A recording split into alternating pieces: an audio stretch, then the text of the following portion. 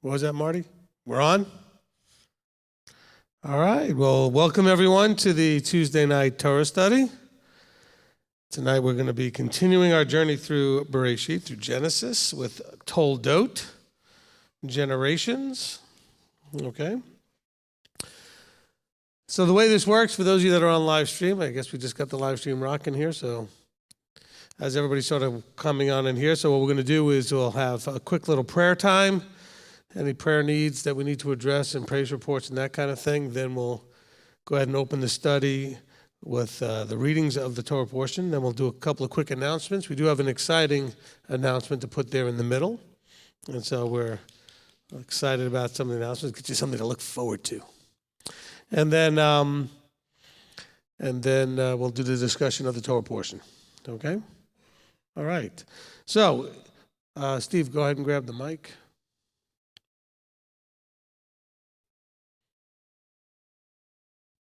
Okay, so if you have a prayer request or prayer need here locally, Rabbi Tom's already got his hand up. Go ahead and raise your hand. If you're on live stream, I've got Manny on the live stream desk there. Okay, and Kurt as well, Kurt Meyer. Okay, so we got both of you on there. Okay, so Rabbi Tom had his hand up in the back. Thank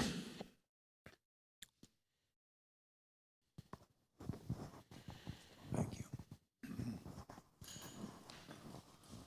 Good evening. I'd like to ask prayer for myself. I'm having problems with my esophagus again. So I'd like to ask for prayer for that, and if Yahweh sees fit, he can heal it. Amen. Certainly we can stand with you in that prayer. Okay, anybody else? Okay, over here with Rick.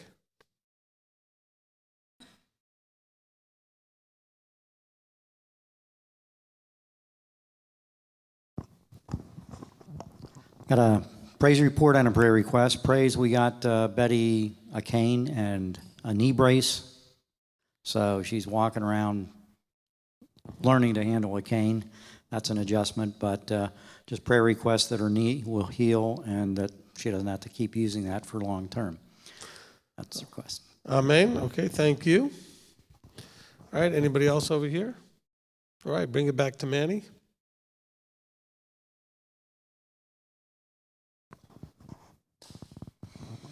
Well, I don't have any as of now yet. I just, other than quite a few unspokens, but nobody's actually, I don't know if there's a huge delay or not, but I don't have anything quite yet. Okay, no problem. I made it a little easier. Okay, and let's put a little prayer request out there and a praise also that Brianna is learning how to use the camera today. So. All right. Okay, so let's go ahead and add prayer for those that have contacted us since Shabbat, since the last time we got together. So we do want to add prayer for that. Also, as a praise, we did go to look at the studio that we may be using to record the next CD, and it seemed like that went pretty well. So we'll hopefully be making a decision on that pretty soon. And so we had a good. I don't know, they vetted us and we vetted them type of thing. So, because some people thought we went to start recording. No, we were going there to decide whether or not this is where we wanted to record, and I think it went very well. And so we'll have to see how that goes. So keep that in prayer, that we find the right people that will understand what we're trying to do to get the music to be honoring and praising and et cetera for our King. Amen? Okay, now. So let's just have, where's the mic? Okay, Steve? All right, who wants to go ahead and open us in prayer? Okay, give it to Rick. Let's go ahead. Rick, open us in prayer and we'll get started. And we'll go right into the readings. Abba, Father, we humbly come before you and thank you for this time you've given us. And thank you for the Torah. We pray that your Ruach would be with our Rabbi Steve and enlighten us on your Torah, things we may not see reading on our own. That things would be opened up to us that we can walk out in our lives to serve you better, to honor and glorify you. We ask this all in Yeshua's name. Amen. Amen. Amen. All right, so we are in Toldot, generations, which is Bereshit, Genesis 25:19 to 28:9. Okay. So I've got 8 readers. So if I can get 8 people up in the chairs, we got 5 chairs. So we could fill those up and then a few extras. Okay, Rabbi Tom's coming up, so we'll need 7 other readers. So 5 and then 1 more. Hey, Rick, why don't you just grab another chair to put on the end and we can get all 6 readers up. Or actually, I guess we need 7. Get somebody else grab a chair. Tommy, grab a chair. And so I'll have 7 readers there and then Rabbi Tom. Right? Did I do that right? How many chairs we got there now? 7, perfect. And it's 8 readers. Okay, good. All right, perfect. Fantastic. All right, so this for everyone that is on live stream and everyone here, so what we're going to do is read the Torah portion. Since we are absolutely going to discuss it as well when we are finished reading it, I would encourage everyone to have a paper or something handy where you can take notes for any comments or any questions that you might have related to the Torah portion. And so let's just, because we want to make sure that you get the most benefit out of this. So we're looking for primarily yourself. We're looking for ourselves in the portion. What can we see that we can relate to in our own lives, that we can learn and glean from how the people in the stories are reading, the accounts are reading, how they handled life, and what can we learn from watching and observing them handle life. And sometimes you'll see them handle it well, and sometimes not so well. Okay, we can glean from both. All right, so what's going to happen is I'm going to call up each reader. I'm going to tell you, I'm going to start off with a blessing. I'll say a little blessing over each reader, and then I'll tell you what verses you're going to read starting and where you're going to end, and then we're going to go to the next reader from there. After we get finished, we'll have some quick announcements, and then we'll go ahead and discuss the Torah portion. So we can begin. This time, why don't we begin? I guess I'm trying to see where the most difficult passage is here. I guess they're all going to be pretty equal. We don't have a whole lot of names in any of these, so I guess it doesn't matter. Rabbi Tom, do you want to go first or last? Doesn't matter. Okay, Steve, come up. We'll finish with Rabbi Tom.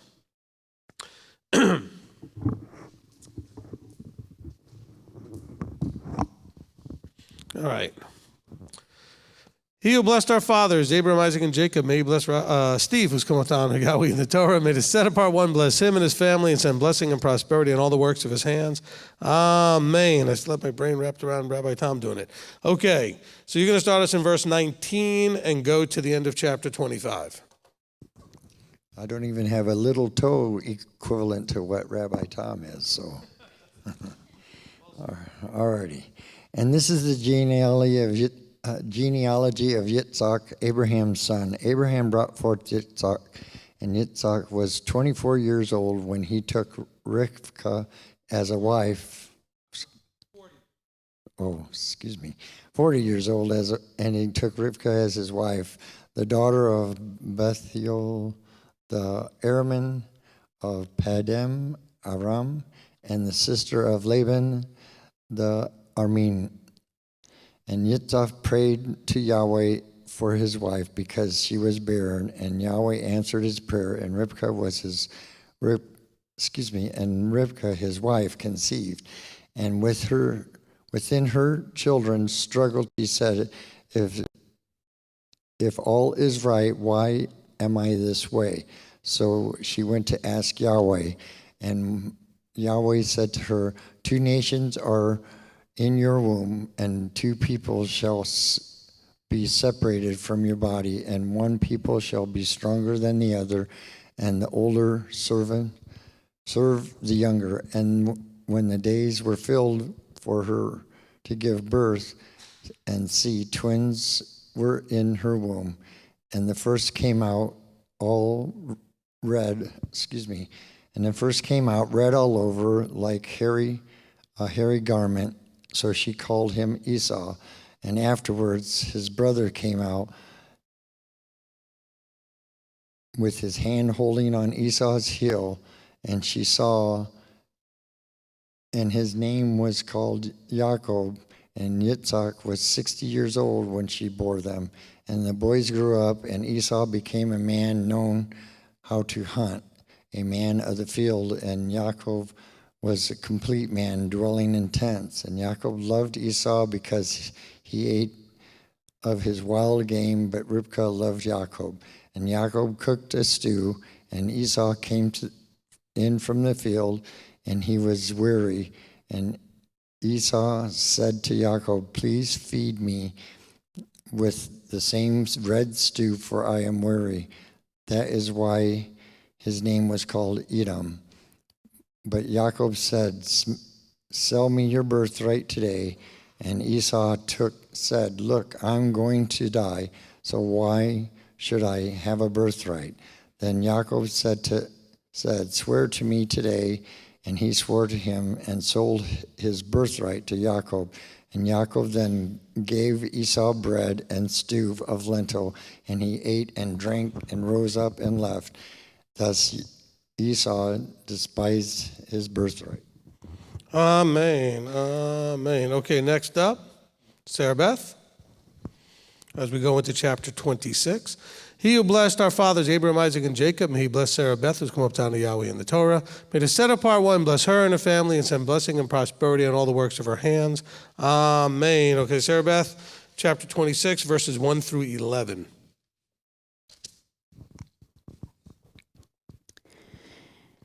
And there was a scarcity of food in the land, besides the first scarcity of food, which was in the days of Abraham. And Yitzchak went to Avimelech, the sovereign of the Philistines, in Gerar. And Yahweh appeared to him and said, "Do not go down to Mitzrayim. Live in the land which I command you. Sojourn in this land, and I shall be with you and bless you. For I give all these lands to you and your seed, and I shall establish the oath which I swore to Abraham your father. And I shall increase your seed like the stars of the heavens. And I shall give all these lands to your seed. And in your seed all the nations of the earth shall be blessed. Because Abraham obeyed my voice and guarded my charge, my commands, my laws, and my Torot." And Yitzchak dwelt in Gerar. And when the men of the place asked about his wife, he said, "She is my sister." For he was afraid to say, "She is my wife," thinking, lest the men of the place should kill me for Rivkah, because she is good looking. And it came to be, when he had been there a long time, that Abimelech, sovereign of the Philistines, looked through a window, and he watched and saw Yitzchak playing with Rivkah his wife. So Abimelech called Yitzchak and said, "See, truly she is your wife. So how could you say, 'She is my sister'?" And Yitzchak said to him, "Because I said, lest I die on account of her." And Abimelech said, "What is this you have done to us, one of the people, almost lain with your wife? And you would have brought guilt on us." And Abimelech commanded all of his people, saying, "He who touches this man or his wife shall certainly be put to death."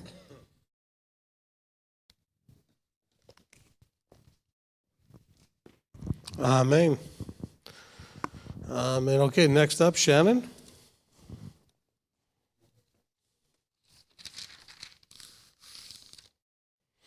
He who blessed our fathers, Abraham, Isaac, and Jacob, may he bless Shannon, who's come down to Yahweh in the Torah. May the set apart one bless her and her family and send blessing and prosperity on all the works of her hands. Amen. Okay, Shannon's going to continue in chapter 26 from verse 12 to 23.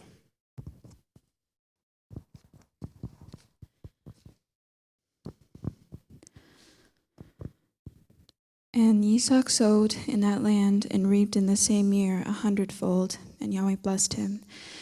And the man grew great and went forward until he became very great. And he came to have possessions of flocks and possessions of herds and a great body of servants. And the Philistines envied him. And the Philistines had stopped up all the wells which his father's servants had dug in the days of Abraham his father, and filled them with dirt. And Abimelech said to Yitzhak, "Go away from us, for you are much mightier than we." So Yitzhak went from there and pitched his tent in the Wadi Gerar and dwelt there. And Yitzhak dug again the wells of water which they had dug in the days of Abraham his father. For the Philistines had stopped them up after the death of Abraham, and he called them by the names which his father had called them. But when Yitzhak's servants dug in the wadi and found a well of running water there, The herdsmen of Gerar strove with Yitzhak's herdsmen, saying, "The water is ours." And he called the name of the well Esek, because they strove with him. And they dug another well, and they strove over that one too. And he called its name Sitnah. And he moved from there and dug another well, and they did not strive over it. And he called its name Rehoboth, and said, "For now Yahweh has made room for us, and we shall be fruitful in the land." And from there he went up to Beersheba.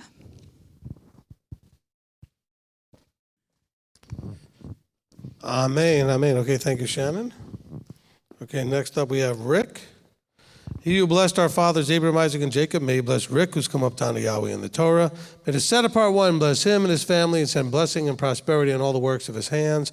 Amen. Okay, Rick, you're now going to take us from verse 24 to the end of chapter 26.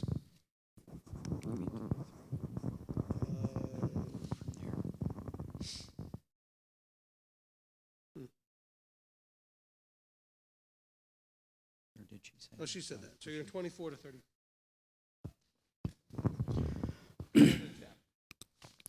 And Yahweh appeared to him the same night and said, "I am the Elohim of your father Avraham.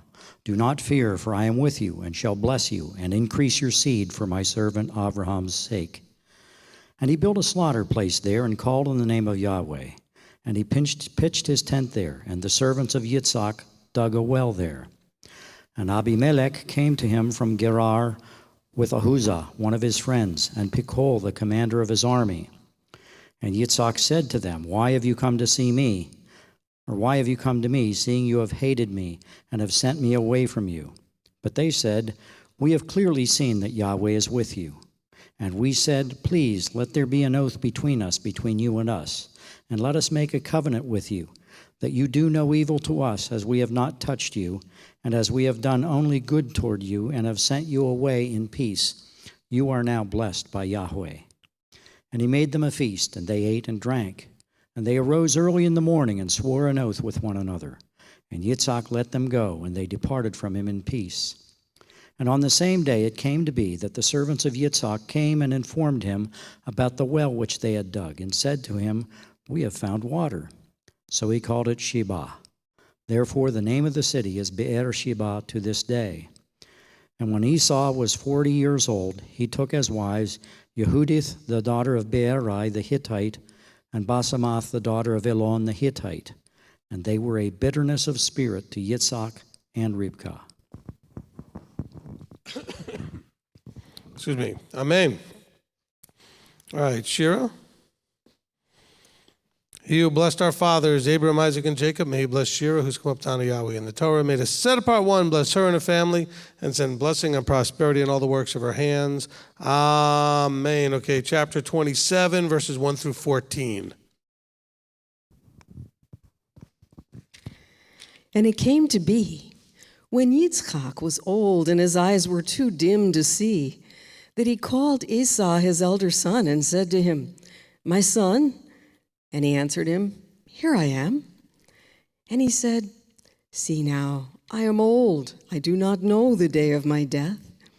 Now then, please, take your weapons, your quiver and your bow, and go out to the field and hunt wild game for me, and make me a tasty dish, such as I love, and bring it to me to eat, in order that my being does bless you before I die."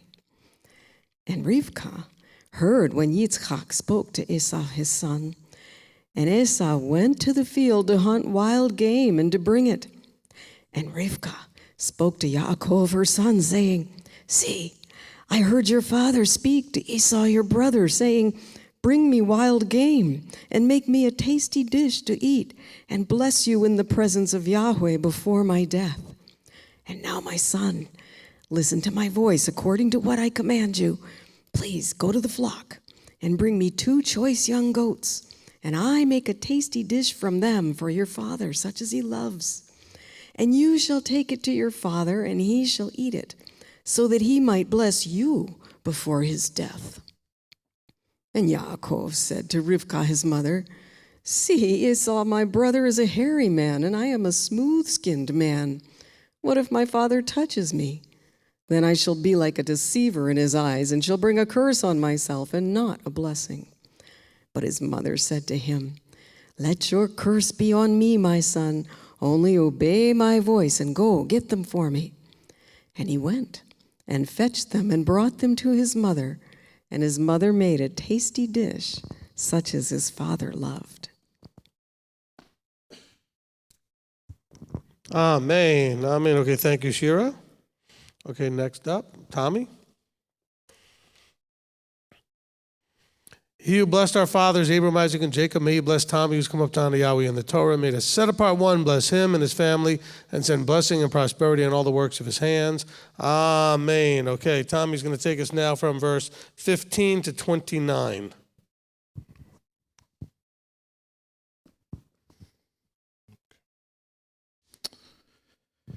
And Rivkah took the best garments of her elder son Esau, which were with her in the house, and put them on Jacob, her younger son. And she put the skins of the young goats on his hands and on the smooth part of his neck. Then she gave the tasty dish and the bread, which she had prepared, into the hand of her son Jacob. And he went to his father and said, "My father." And he said, "Here I am. Who are you, my son?" And Jacob said to his father, "I am Esau, your firstborn. I have done as you said to me.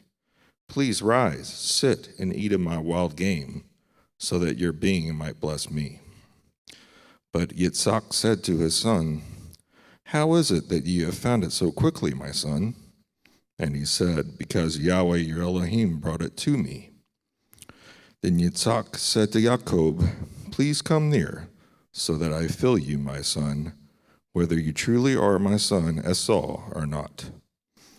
And Jacob went near to Yitzhak his father, and he felt him and said, "The voice is the voice of Jacob, but the hands are the hands of Esau." And he did not recognize him, for his hands were hairy like his brother Esau's hands, and he blessed him.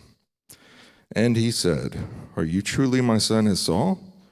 And he said, "I am." And he said, "Bring it near to me, and let me eat of my son's wild game, so that my being might bless you." So he brought it near to him, and he ate. And he brought him wine, and he drank. And his father Yitzhak said to him, "Please come near and kiss me, my son." And he came near and kissed him. And he smelled the smell of his garments, and blessed him, and said, "See, the smell of my son is like the smell of a field which Yahweh has blessed. And Elohim give you of the dew of the heavens, of the fatness of the earth, and plenty of grain and wine. Let people serve you, and nations bow down to you.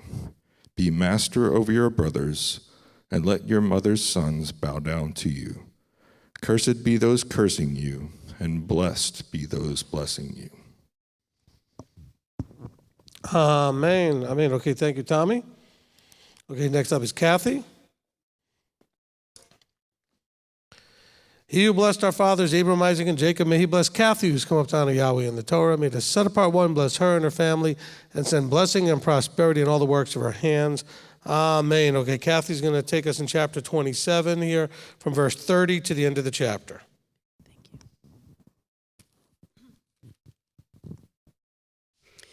And it came to be, as soon as Yitzhak had finished blessing Yaakov, and Yaakov had hardly left the presence of Yitzhak his father, that Esau his brother came in from his hunting.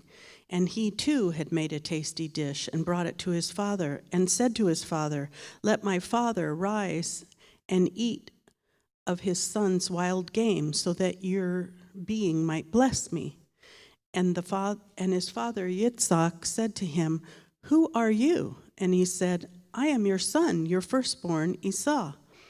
Then Yitzhak trembled exceedingly and said, "Who was it then who hunted wild game and brought it to me? And I ate all of it before you came, and I have blessed him. Yes, he is blessed." When Esau heard the words of his father, he cried with an exceedingly great and bitter cry, and said to his father, "Bless me, Me too, O my father. And he said, Your brother came with deceit and took your blessing.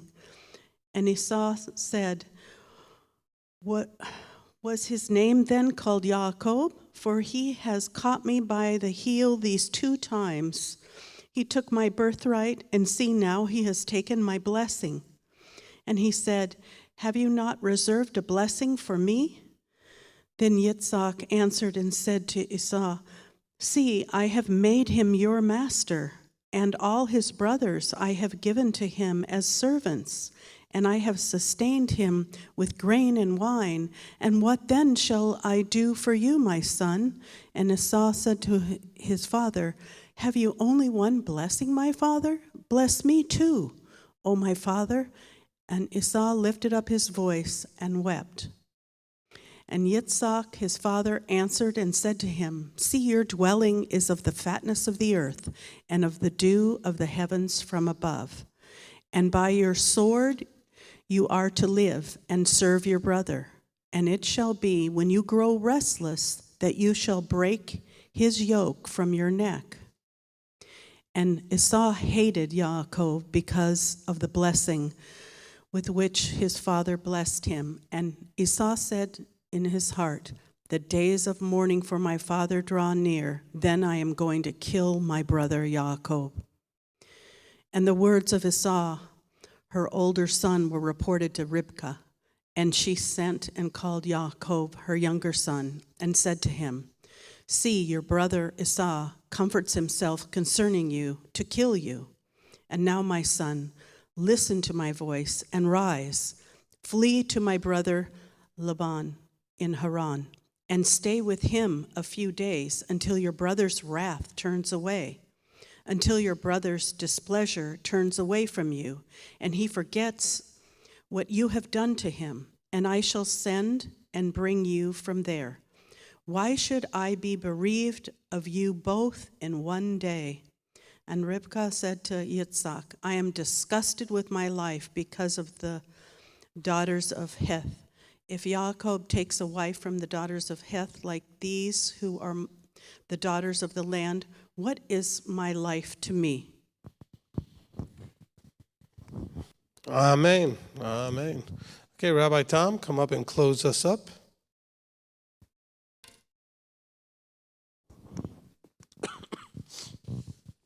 He who blessed our fathers, Abraham, Isaac, and Jacob, may he bless Rabbi Tom, who's come up down to Yahweh in the Torah. May the set apart one bless him and his family and send blessing and prosperity in all the works of his hands. Amen. Okay, Rabbi Tom's going to take us into chapter 28 and read verses 1 through 9.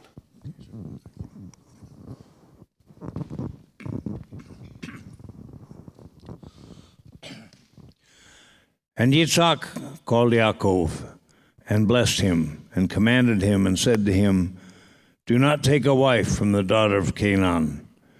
Arise, go to Padan Aram, to the house of Bethuel, your mother's father, and take a wife for yourself from there, from the daughters of Laban, your mother's brother. And El Shaddai bless you and make you fruitful and increase you, and you shall become an assembly of peoples. And give you the blessing of Abraham to you, and your seed with you, so that you inherit the land of your sojournings, which Elohim gave to Abraham.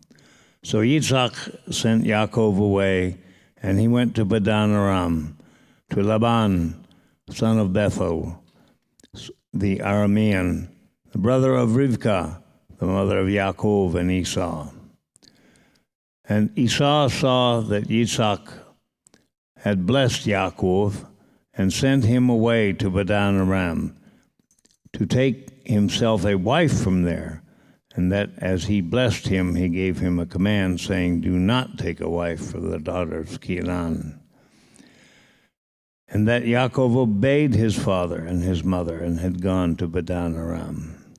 So Esau saw that the daughters of Canaan did not please his father Yitzhak, and Esau went to Ishmael, and took Mahalah, the daughter of Ishmael's Abraham's son, the sister of Nebaioth, to be his wife, beside the wives that he had. Amen. Amen. Okay, thank you, Rabbi Tom. Thank you to all you readers. Appreciate that. Excellent job. All right, so we have the traditional blessings after the reading. Baruch atah Yahweh Eloheinu melech haolam asher natan lanu Torat emet v'chayei olam nata betochenu. Baruch atah Yahweh noten haTorah. Amen. Blessed are you, Yahweh your Elohim, King of the universe, who has given us a Torah of truth and has planted eternal life in our midst. Blessed are you, Yahweh, giver of the Torah. Amen. Amen. Awesome. Okay, so we have some quick announcements we want to go through here. All right, and so we're going to put some stuff on the screen here in a second. So first of all, I just want to remind us that Thursday, okay, in 2 days from now, we have Thanksgiving. We'll be doing that here locally. I think most of you will be attending. A lot of you will be attending, so that's great. If you are on the live stream and are planning to be here and haven't let my wife know yet that you are coming, please let us know tomorrow that you're going to be here Thursday so we can plan for you. We're going to be doing that starting at around 2 o'clock. I'm sure there'll be people here getting here a little earlier, starting to get it set up, so hopefully those arrangements have been made.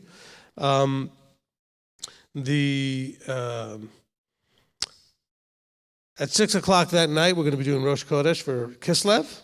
Okay, so we have a Rosh Chodesh service. I don't have any notes in front of me, so I'm trying to remember all our announcements here. And then we'll be heading into December when we have Hanukkah coming, and we'll talk more about that as we get closer to it. Okay, but what our exciting announcement is that we have a brand new MTOI website. And it is being launched today, the ymtoi.org website. Okay, did we get you a microphone, Robinson? Where's the mic? Can you just bring it back there to her? Yeah, bring it back. Okay, so Robinson Julie, my wife, is going to walk you through some of the cool new features of the website. So we'll have that screen being broadcast over the live stream, and then she'll kind of talk you through some of the exciting things. So we have this is a separate website now from the MTOI. This is ymtoi.org. Okay, there's a whole website just for the youth program. Okay. Well, I'm really proud and excited to launch this. It's been a long road getting here, but it's really been wonderful to see that when we can put our own touches on it, how beautiful it can be, and what Yahweh can do. So what we're looking at right now is if you were to go to the YMTOI site, this is the homepage where we welcome you. And then you will see that there is a heading called Latest Parsha Pearls. And that will show you the Parsha for the week, where this week we are in Toldot. So we have lesson 6.1, which is the first year lesson, which is the story of Esau and Yaakov. And then this year's brand new lesson is 6.2, and it tells the story of Abraham, Yitzhak, and sovereign Avimelech. So we tied that all together. Okay, let's see. I'm trying to figure out how to use this. Am I there? I see it on the blue one.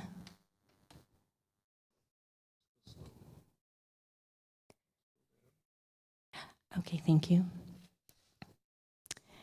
And then still on the home page, we do have the Feast tab. And under the Feast, you will see a photo gallery and presentation day videos from our feast. And then we have an easy way to get to the Feast page. And then we also have an MTOI Marketplace, which will show you our child-friendly booklets as well as the ladies' ministry cookbooks, and then a link to that. But then if you go back up to the top, we also have the home page, the Parsha Pearls section, where you can see there the 5 books of the Torah. And we have the feast editions that we are going to be putting in there when the feasts resume next cycle. We also have, songs. If I click on that, okay, and this shows an easy way to get to all the Parsha Pearl songs from all the lessons. And right now what we have in there is just the ones that we've already launched this year. And then we have a resources tab. Whoop. Well, okay, we'll get back to that. So if you go to, if you click under the Parsha Pearls, this will take you to our menu of all the 5 books and the lessons that will be in them. Right now, we just have lessons under Bereshit. So when I click on that, okay, so that takes you to the Bereshit lessons. So as you can see in there, we have the lessons for Bereshit, for Noach, Lech Lecha, Vayera, Hayesera, and Toldot. So we have the first year lessons, which would be 1.1. The second year lessons will have the book and then the second year. Okay, so let me just show you real quick with this year. So if you click on that, it'll take you to the lesson. Okay, and then we break it up into the Katan A lessons, which KA is for Katan A, and Katan B, KB. Katan A is for ages 5 to 8, and Katan B is for 9 to 99. Okay, let me just show you that real quick. So when you click on that, you'll have the complete lesson. And you can print that whole thing out, or you can go straight to the little gem stories and then the characters that go with them. And I just want to take the time to thank my new artist who does a big mitzvah, and she just does this from the bottom of her heart, and her name is Vera Linton. And we're really blessed to have her. And then the next section is the worksheet section, Counting What You Gained, where you can print out the memory verses, some color matching pages, word searches, and mazes. And then under that, next is your arts and crafts. So this week, the children will be making a well. Imagine that. They fought over the wells. So, and then we have a beautiful coloring page of the feast that Yitzhak and Sovereign Avimelech had together to make a covenant of peace. And then we have the weekly song that corresponds to the Torah portion. And since they did fight over the wells, our song is a traditional Jewish song called Mayim Song. And you can click on the musical notes, and then you can go straight to the Podomatic and hear the song. And then last, we have our snacks, which correspond to the lesson, and this is a well snack. And Rebitz and Joanne helps me to make the snacks. Okay, and then if children submit pictures, we'll have a gallery section where we can put in your pictures. Okay, so that's Katan A. Oh, pictures of you with your snack or your craft. Yes, thank you. Okay, and then the Katan B, again, you have the full lesson. Then you have your Parsha points, which are main points from the lesson. We have a Searching Out Hebrew section where we have flashcard words. We have a word match, and this year, this is new, we have a Writing Hebrew section that you can print out. And again, we have a longer memory verse for the older children, and then we have little gem questions to fill out, a more difficult and challenging word search, a crossword puzzle, and a more difficult maze. And then for the older children, they create what is called a notebook page. And we give you all the templates for it. And again, this is all done by MTOI members. And then, of course, there's the songs, which go for both lessons, and the snack. Okay, so that's there. Then this is really exciting. We have a feast tab where we have put in our YM2I presentation videos that you can watch on a Friday night if you have nothing else to do and you've watched every Bible movie out there. You can watch these. So from this Sukkot, we had the 7 species. From Pesach, the 7 things Yahweh hates. Going back to Sukkot 2018, the Beatitudes. Pesach 2018, the fruit of the Spirit. Sukkot 2017, Psalms. Pesach 2017, the parables of Yeshua. Sukkot 2016, Proverbs. Pesach 2016, the 10 Commandments. Sukkot 2015, Psalm 119. And then we just put this in as a cute little addition as we did a Purim play at Bet Shalom, just to fill in that little spot. Just so we can maximize our embarrassment of our children. Yes. Okay. And then we have right now all we have is a photo gallery again from all the feasts that I just mentioned, just to give you a little glimpse of the things that we did at the feast, including we end each slide with a picture of everyone that was in the group photo. And what we're going to do in this section is, if you click on it, we explain all the themed lessons that we did at our feast, and that one day we are going to have complete lessons put in there for all of those themes so that you can do those at your home congregation or at your feast. We don't have that up there yet. We're going to be working on that sometime. And then we have the marketplace, which offers the things that YM2I and the ladies' ministry have created, which is the children's books and the cookbooks. We have an About YM2I page that kind of describes how YM2I came to fruition. So I encourage you to read that. It's not that long. And then, of course, we take you back to MTOI, which is our umbrella organization. And then we have a contact page because we do want to hear from you. We'd like to get feedback on how we're doing, so you can reach us through email or you can like us on our Facebook page. And we have a YM2I page that is just putting out all the information that we have and new lessons. And I just want to thank Manny for making our brand new logo, our YM2I logo. So take a look at that. It's really beautiful. It's not here. I didn't have enough time to get that part ready, but if you go to Facebook, you'll see it there. Okay, thank you. Amen. Wow, tremendously exciting. Just really, really a big part of the mandate that I believe Yahweh had given us when we first started MTOI was to reach out to provide the programming and materials for the children. And so excellent job to all of those that are working with my wife and the team that she has. I mean, it's a full team effort.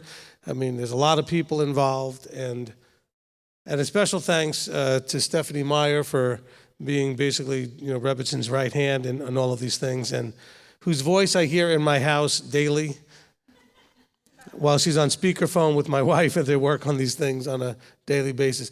Look, I got to tell you, I'm a little not happy about this whole thing because now you guys are absolutely going to be disappointed with what I give you on Tuesday nights. Oh, my goodness. You guys are going to rather have that program. Actually, I think I'd rather have that program now that I look back on it. Because for those on the live stream, why does he keep turning around? Because it was back up here on the screen that I was looking at the program. But what a great program, and the heart for the children. So, by the way, as an adult, you can go through these things. They're a lot of fun. You'll learn a lot. They're really well done, very thorough. The snacks are quite tasty. You'll enjoy making those as well.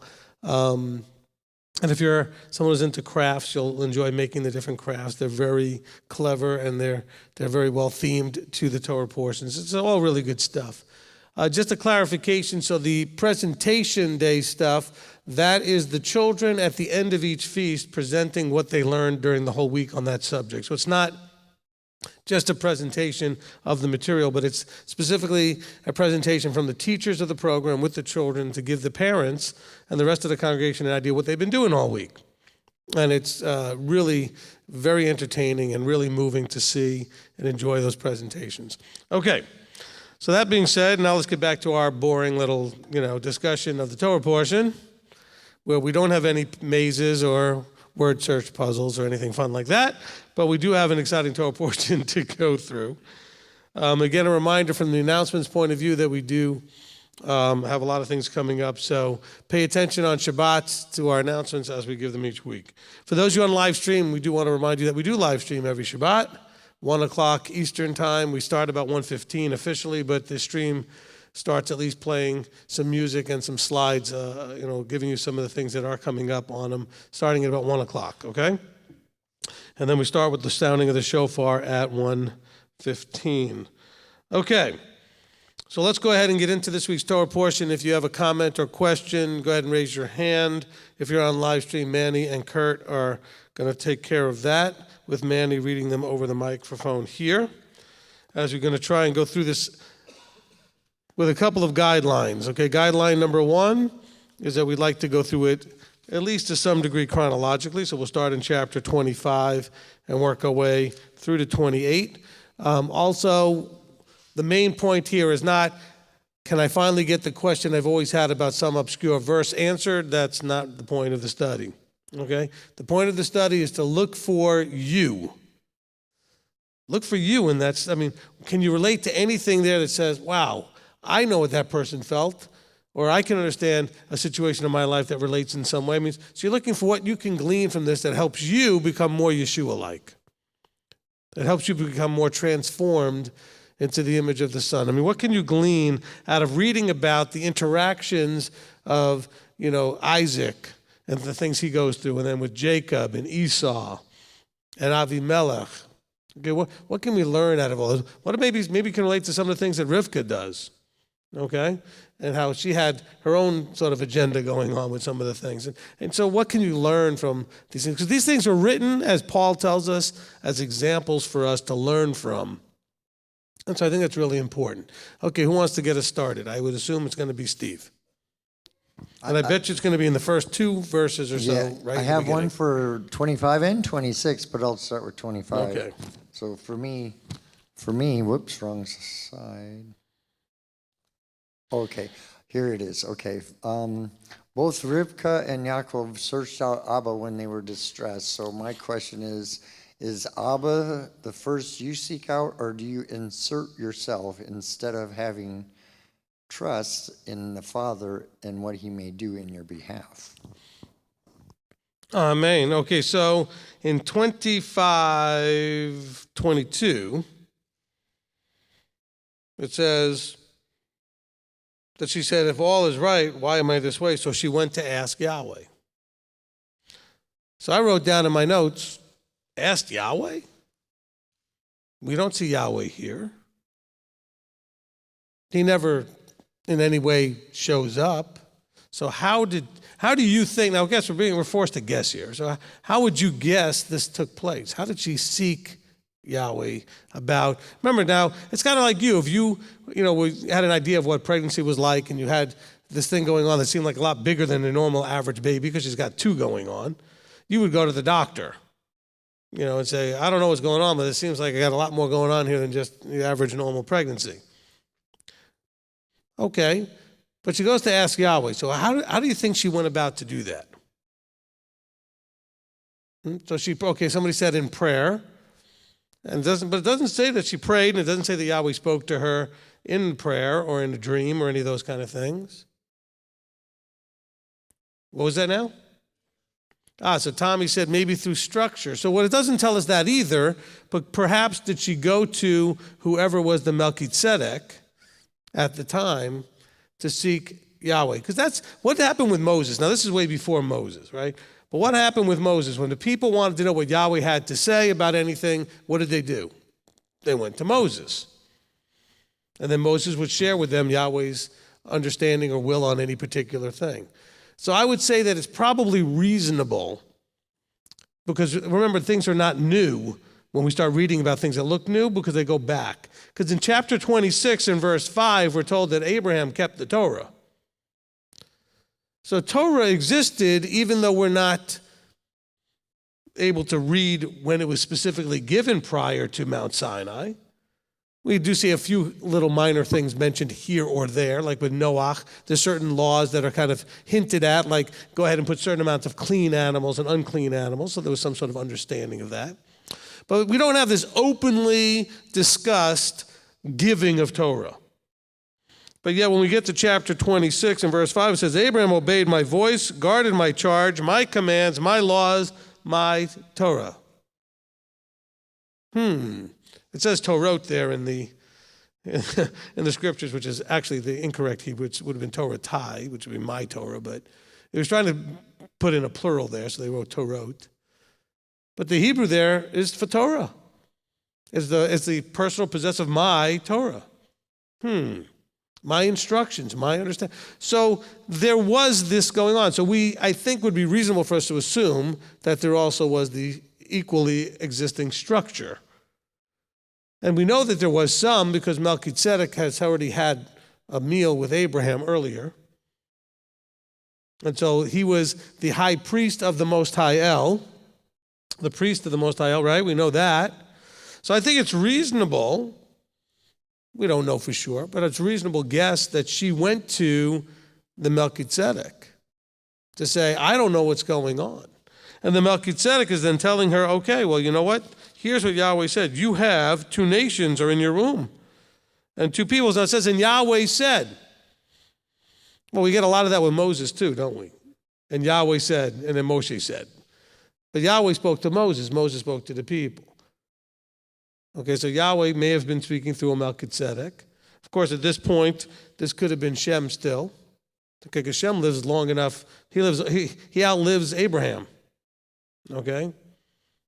And so we have him certainly around that he could have been the one they were talking to. I'm just letting that out there as a thought, just a thought-provoking thing, because, if structure is so important, I think it's a reasonable assumption that structure existed even here. Again, in the book of Yashar, not a book that we use, not a book that's canonized, it does refer to, at this time, that even Jacob had been going to the yeshiva run by Shem, and he was learning about Yahweh, which is part of why Mama liked him so much. My son, the scholar, he was getting a relationship with Yahweh. And Dad liked Esau, my son, the hunter. No surprise there. Sort of the typical stereotypes being played out, even way back then.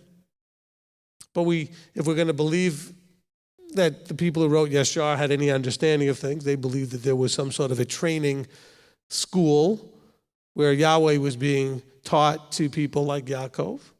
Esau had no interest apparently in this school, but Jacob went. Okay? We can also extrapolate out the same reason, and we know that it talks about how Abram also went to such a school learning from Noah, which is why when Yahweh called Abram and said, Abram, he didn't freak out and go, who are you, and why is there a voice in my head? Because he had already been instructed and taught about Yahweh. So I just wanted to say that, sometimes that verses like these things that I read over and over and over and all of a sudden pop out at me, and it just hit me where it says, so she went to ask Yahweh. Where do you go? Where do you go to ask Yahweh? The vertical structure. Of course, your knees is a great place to go, but he's not necessarily going to give you a voice with an answer. But there was a structure. Okay? Anyway, so that's why I appreciate the comment, Steve, because it gave me license to go in that direction. Okay, Kathy? I don't know where it was, but they referred to Yaakov as being complete. Would Yes. that be because of the Torah studying? Yes. Okay, so that's a really good point. Verse 27, we're still in chapter 25. Okay? Verse 27, it says, and the boys grew up, and Esau became a man knowing how to hunt and a man of the field, but while Yaakov was a complete man. The word there in the Hebrew is tam. Okay, so it's a singular, not tamim for plural, but he was complete. Okay, what do we understand tam or tamim to have a definition of? Being filled with integrity, to be complete in integrity. So he had an integrity that was being touted here as opposed to, Esau, the great hunter. We also know from Scripture there's some negative connotations with the great hunter, like as in Nimrod, the great hunter. Okay? But here's Yaakov, who was complete. Now, if we understand that part of completing us and filling us with integrity is Torah observance and Torah knowledge, the fact that if we could have established that, again, we don't have a way to truly establish the book of Yashar as we have it today as being, official, although it is referred to twice in Scripture, which says, isn't this something that is written in the book of Yashar? Yashar being the true understanding or the truth that was verified in some way. If we're to believe that book at all for this type of stuff, well then we could understand that he was tam or complete because of his Torah study and then his walking out of that Torah study. So it's an excellent point. Okay, who's next? Okay, Rabbi Tom.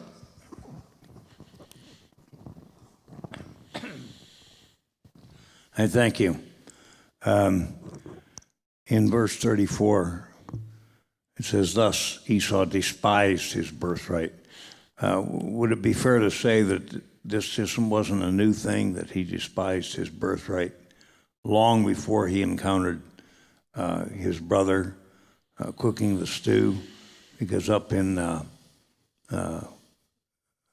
verse, where was it here? It says he's, verse 27, he was a man of the field, field maybe being a metaphor for the world. And so he had that mindset long before he encountered Yaakov making the stew. I would agree with you, and I would say that, okay, the Hebrew there, I think maybe, it's a little subtle, but I think it's important, having disdain for as opposed to despising. Okay, the Hebrew is better translated, that he had disdain. He had sort of a, he didn't value it as being, I think that he very much was an entitled man of the world, warrior, and he just thought all was his oyster. He could beat, conquer, and take whatever he wanted. He didn't need these things. Of course, once he didn't have it, though, he's upset. Because I think he felt like there was no way that would ever happen. He was Dad's number one. He was the hero. Dad loved him. Go out there, kill slaughter the animal, bring it home, put it in the stew pot. He was Daddy's man, Daddy's boy, right? And he was a warrior. I mean, he wasn't afraid of anything. I mean, certainly when we see going forward, Jacob's going to be afraid of him. Esau's never afraid of Jacob. So I think as a man of the world, as the warrior that he is and that he was, he certainly didn't feel like the birthright was an issue. He just figured he would always have it. And if not, he would just, like he says, I'll just kill my brother and take it. So I don't think he really valued and understood birthright very much. He just naturally assumed, I'm the firstborn, I'm going to get it. And there's no reason for me to think otherwise because Dad loves me. And he's not going to care very much that I'm debating with my brother over the birthright. And basically, that actually plays out. Dad does not give Jacob the birthright because of the selling of the stew birthright engagement. It's through a different set of circumstances and trickery. So I think that Esau was still thinking in his mind, whatever I say to Jacob and whatever I say about the stew isn't going to make any difference anyway. And it probably wouldn't have. Okay? Of course, he remembers it and goes, oh, he's gotten me twice. He got me with the birthright. Now he actually took it. He took the birthright and the blessing because my father gave him both. And by the way, this is important in understanding the two houses and understanding the two nations that it talks about here, is that there are two elements that we talk about in our Discovering Our Identity teaching, and that is the element of the birthright supremacy or the primacy, the headship, and the blessing, and that they're not always to the same person. And so here you see that in most cases the person has both, the primacy and the blessing. We see this change, though, when we get to Judah and Ephraim eventually, okay, where the blessing and the primacy get sort of split. But in this case, we see that all of that goes to Jacob. And of course, Esau's not happy about this because he's not upset, I don't think, because of the mechanics of it. I think he's mad because his father, who he thought, he was the apple of Dad's eye and everything else, Dad loves me better, I'm the hunter guy, that Dad gave Jacob, scrawny little, Jacob, so to speak, he gave him the blessing, and, I think he had disdain for his brother. And so he just didn't think his brother was significant enough for anything. The bookworm goes and studies, and I'm out there being a man. I'm out there hunting and killing and doing all the manly things. He didn't respect what his brother was doing. Okay? So I think that was a big part of this as well. So I don't think so much it was just about the birthright. I think he didn't have a thought in his head that he wasn't going to get it anyway. Because he acts really surprised when he goes there to get the birthright blessing and everything else, even though he knows he just already sold it to Jacob. He didn't think that was anything. And I'm not really sure that would have made any difference to Isaac anyway. Because Isaac was like, well, no, I would have given it. He thought he gave it to Esau. If we're going to believe the way the story plays out, he thought he was giving it to Esau. So certainly, Jacob never walks in there and says, hey, I'm Jacob, you need to give it to me. Esau sold it to me for a bowl of soup. You know what I'm saying? That never comes up. So I don't think Esau thought for a second that what he did with the food was a big deal. All right, it wasn't going to be legal in court, so to speak. Whether it would have or not, we never get to see, because it never plays out that way. Certainly his mother didn't think it was going to work that way, so she plays this whole other game. And that's sort of an important little piece of the puzzle here. You want to talk about what Rivka did? Okay. Kathy? Sorry, double dipping. Well, in verse 23, when she went to the anointed appointed at that time and got counsel, the counsel from Yahweh was that the younger, that the younger is going to be servant over the older. And I also wondered if the whole Cain and Abel thing kind of plays out a little bit here too, with, that Abel was doing right and Cain wasn't, and maybe Esau was, yes, he was a man of world and providing and bringing home the bacon, or not bacon. But, sorry about that. We get the metaphor. Yeah. So, anyway, he was bringing home the goat. And he wanted to kill him because he was more complete. Hey, listen, we could have had another Cain and Abel right there. Esau certainly was planning to kill him. But if Yahweh tells Rivka, your younger son, so I've always been very confused about the whole deception thing, the heel grab, Okay. I don't know. All right, so we have a really good point here, but it does open up the door to some interesting points and questions. One being, is she justified to act in her own way to make what Yahweh said happen? Okay? Now, Yahweh said it would happen, because remember, he knows the end from the beginning. He knew she would do this. He didn't actually tell her to. He didn't give her permission to make this happen. It would have happened one way or the other, because Yahweh would have known how it would have happened one way or the other. He knew this would happen. But you never really see it go well, especially, and I'm not trying to pick on the ladies, but when the ladies jump in and usurp or insert themselves, it tends to go badly. Okay? And you might say, oh, but Yahweh said. Well, it does fulfill what Yahweh said, because Yahweh knew. Remember, there's no time for him. He already knew she would do it. But, this creates a lot of problems and challenges, and tension in the family because of what she did. Okay? Now, she was told, yes, the younger would be ruler over the older. Okay, well, that's true. But he didn't say, and now you need to go and make that happen. She wasn't told how that would happen. The prophecy simply says, 2 people shall be separated from your body, and 1 people shall be stronger than the other, and the older shall serve the younger. At some point, in the future, in some manner. He didn't say, and the younger will steal the birthright of the older or some other thing. So there's no details given for that part, okay? But of course, which is, by the way, that's why a lot of Scripture is sealed, because if you knew what was coming, you might do dumb things knowing what was coming. This is what's happening today in a lot of the Muslim congregations out there, the extremists who believe that in their violence, they're speeding up the coming of their Messiah. Because they know what the prophecies that they believe are prophecies from their religion are. And so they're trying to enforce the issue to happen faster. This is absolutely, some of those groups believe that's what they're doing. Well, if it's from above, it's going to happen how it's supposed to, when it's supposed to, and you can't force the issue.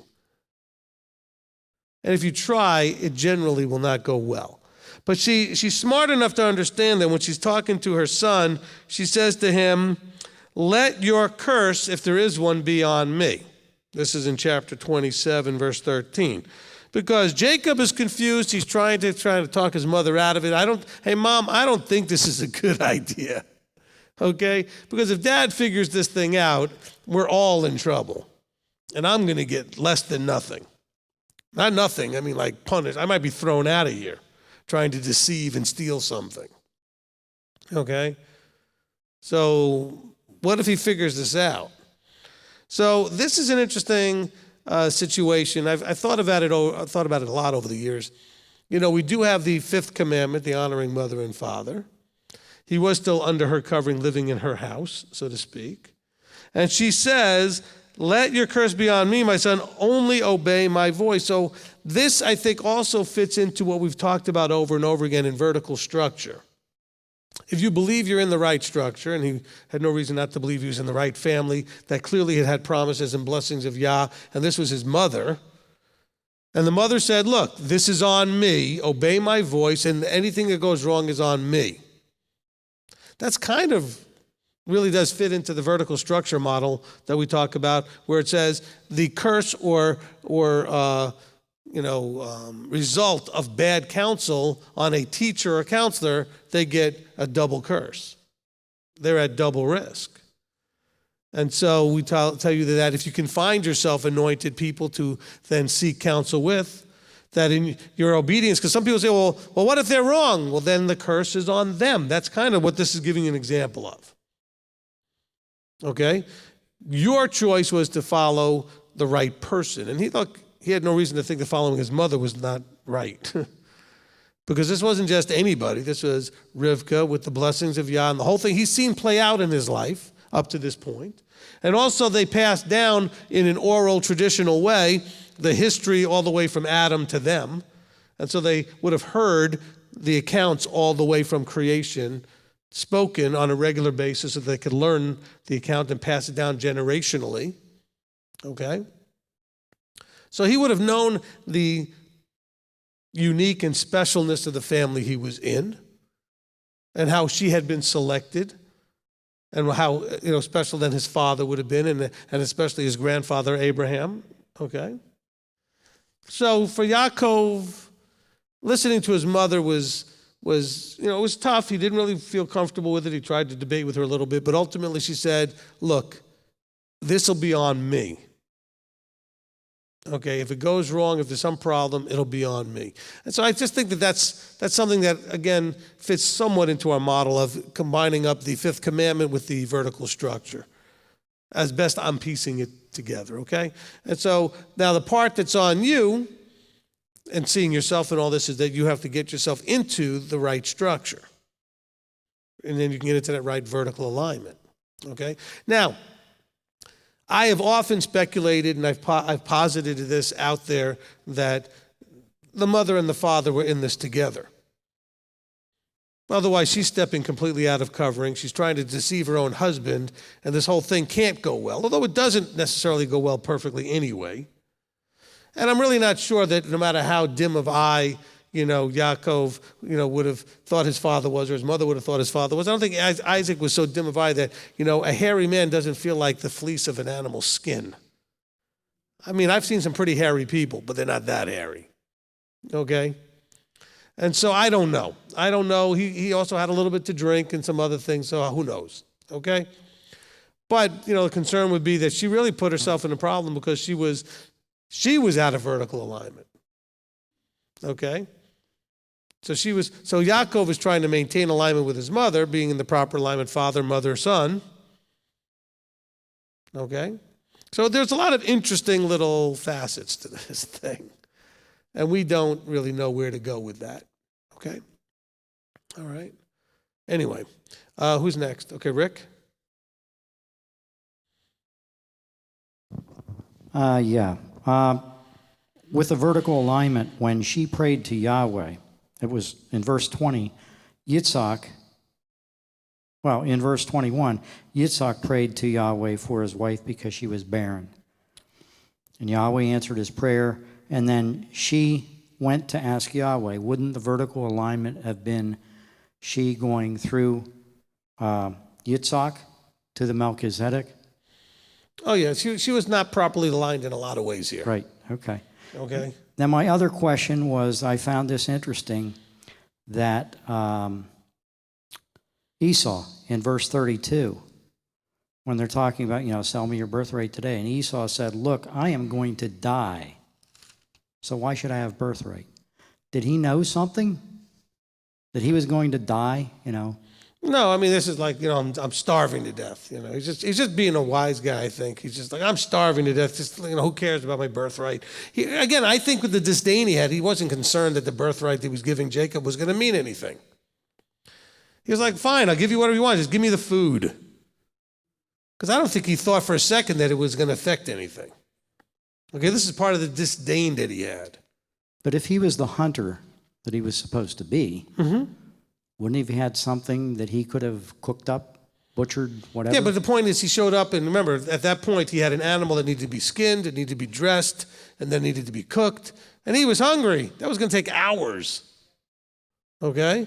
He didn't want to wait hours. The food was ready. Give me a bowl of food already. And brother's like, no. That was typical brothers. I'm hungry. Well, who cares you're hungry? But you got food right there.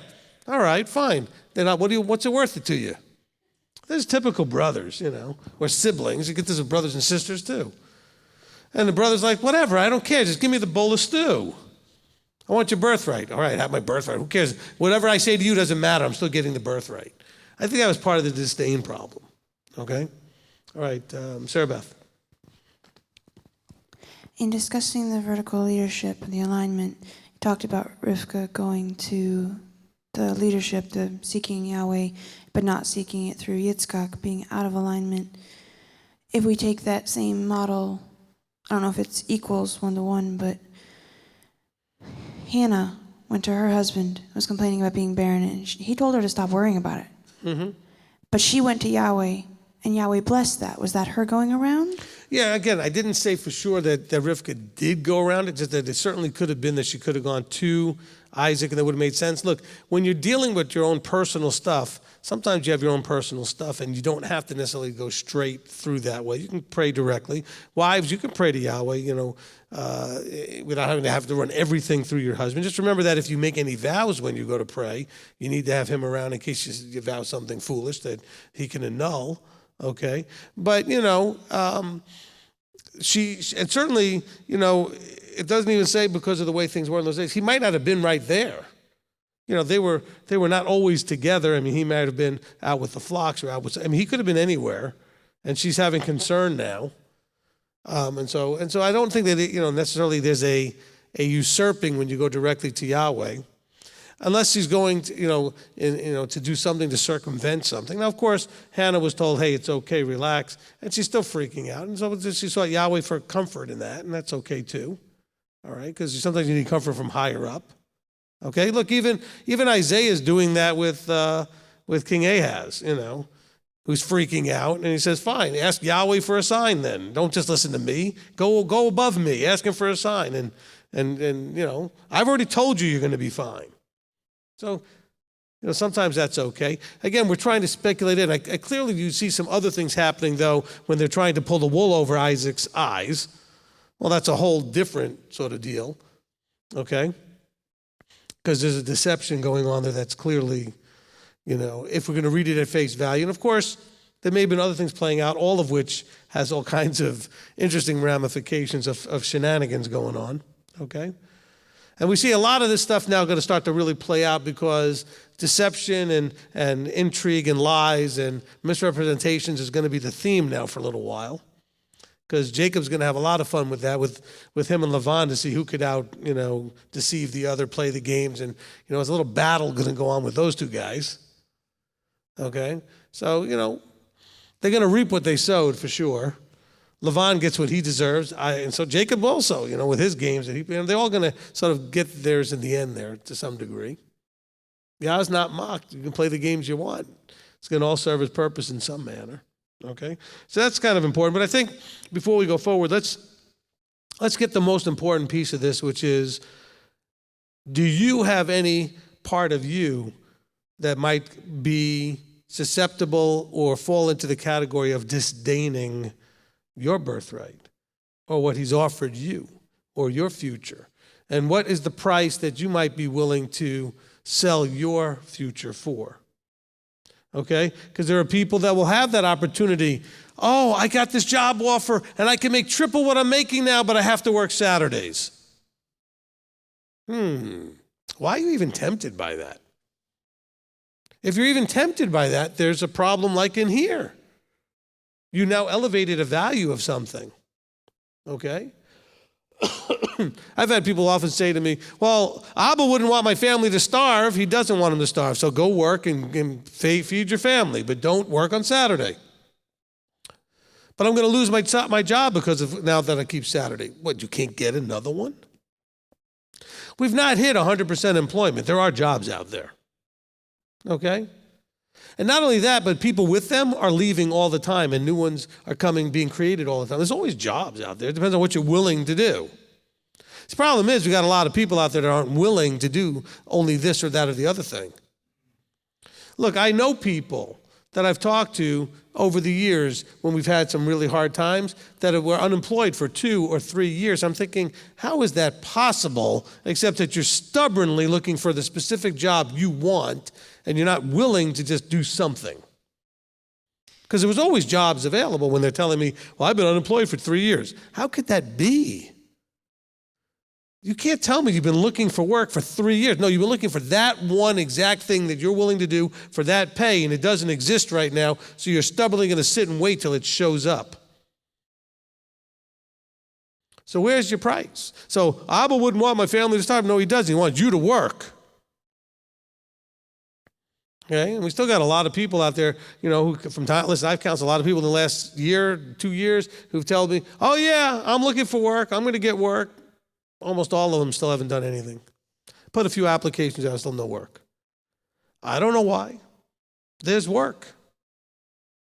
By the way, just to prove my point, my son turned 16 on the 6th.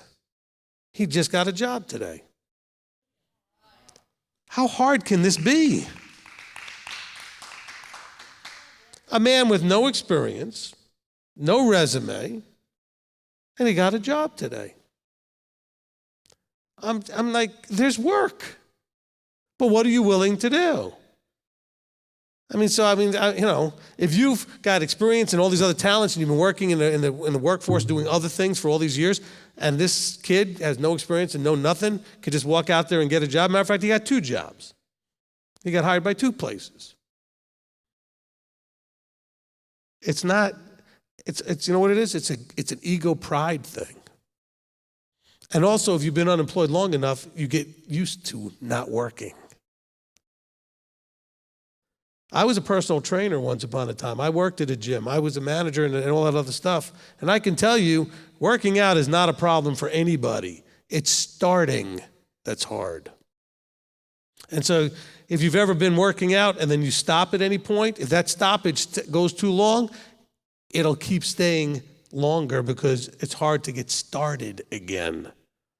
Once you get started and you're on a roll and you're going, it becomes part of your life. You show up every day, or how many times a week did you normally go, and you go. But once you got used to not going,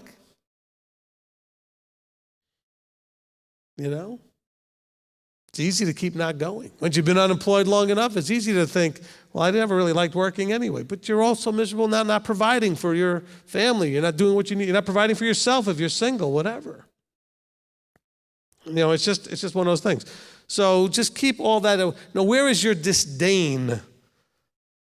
Is there a level of your just not caring about, he called you to do something.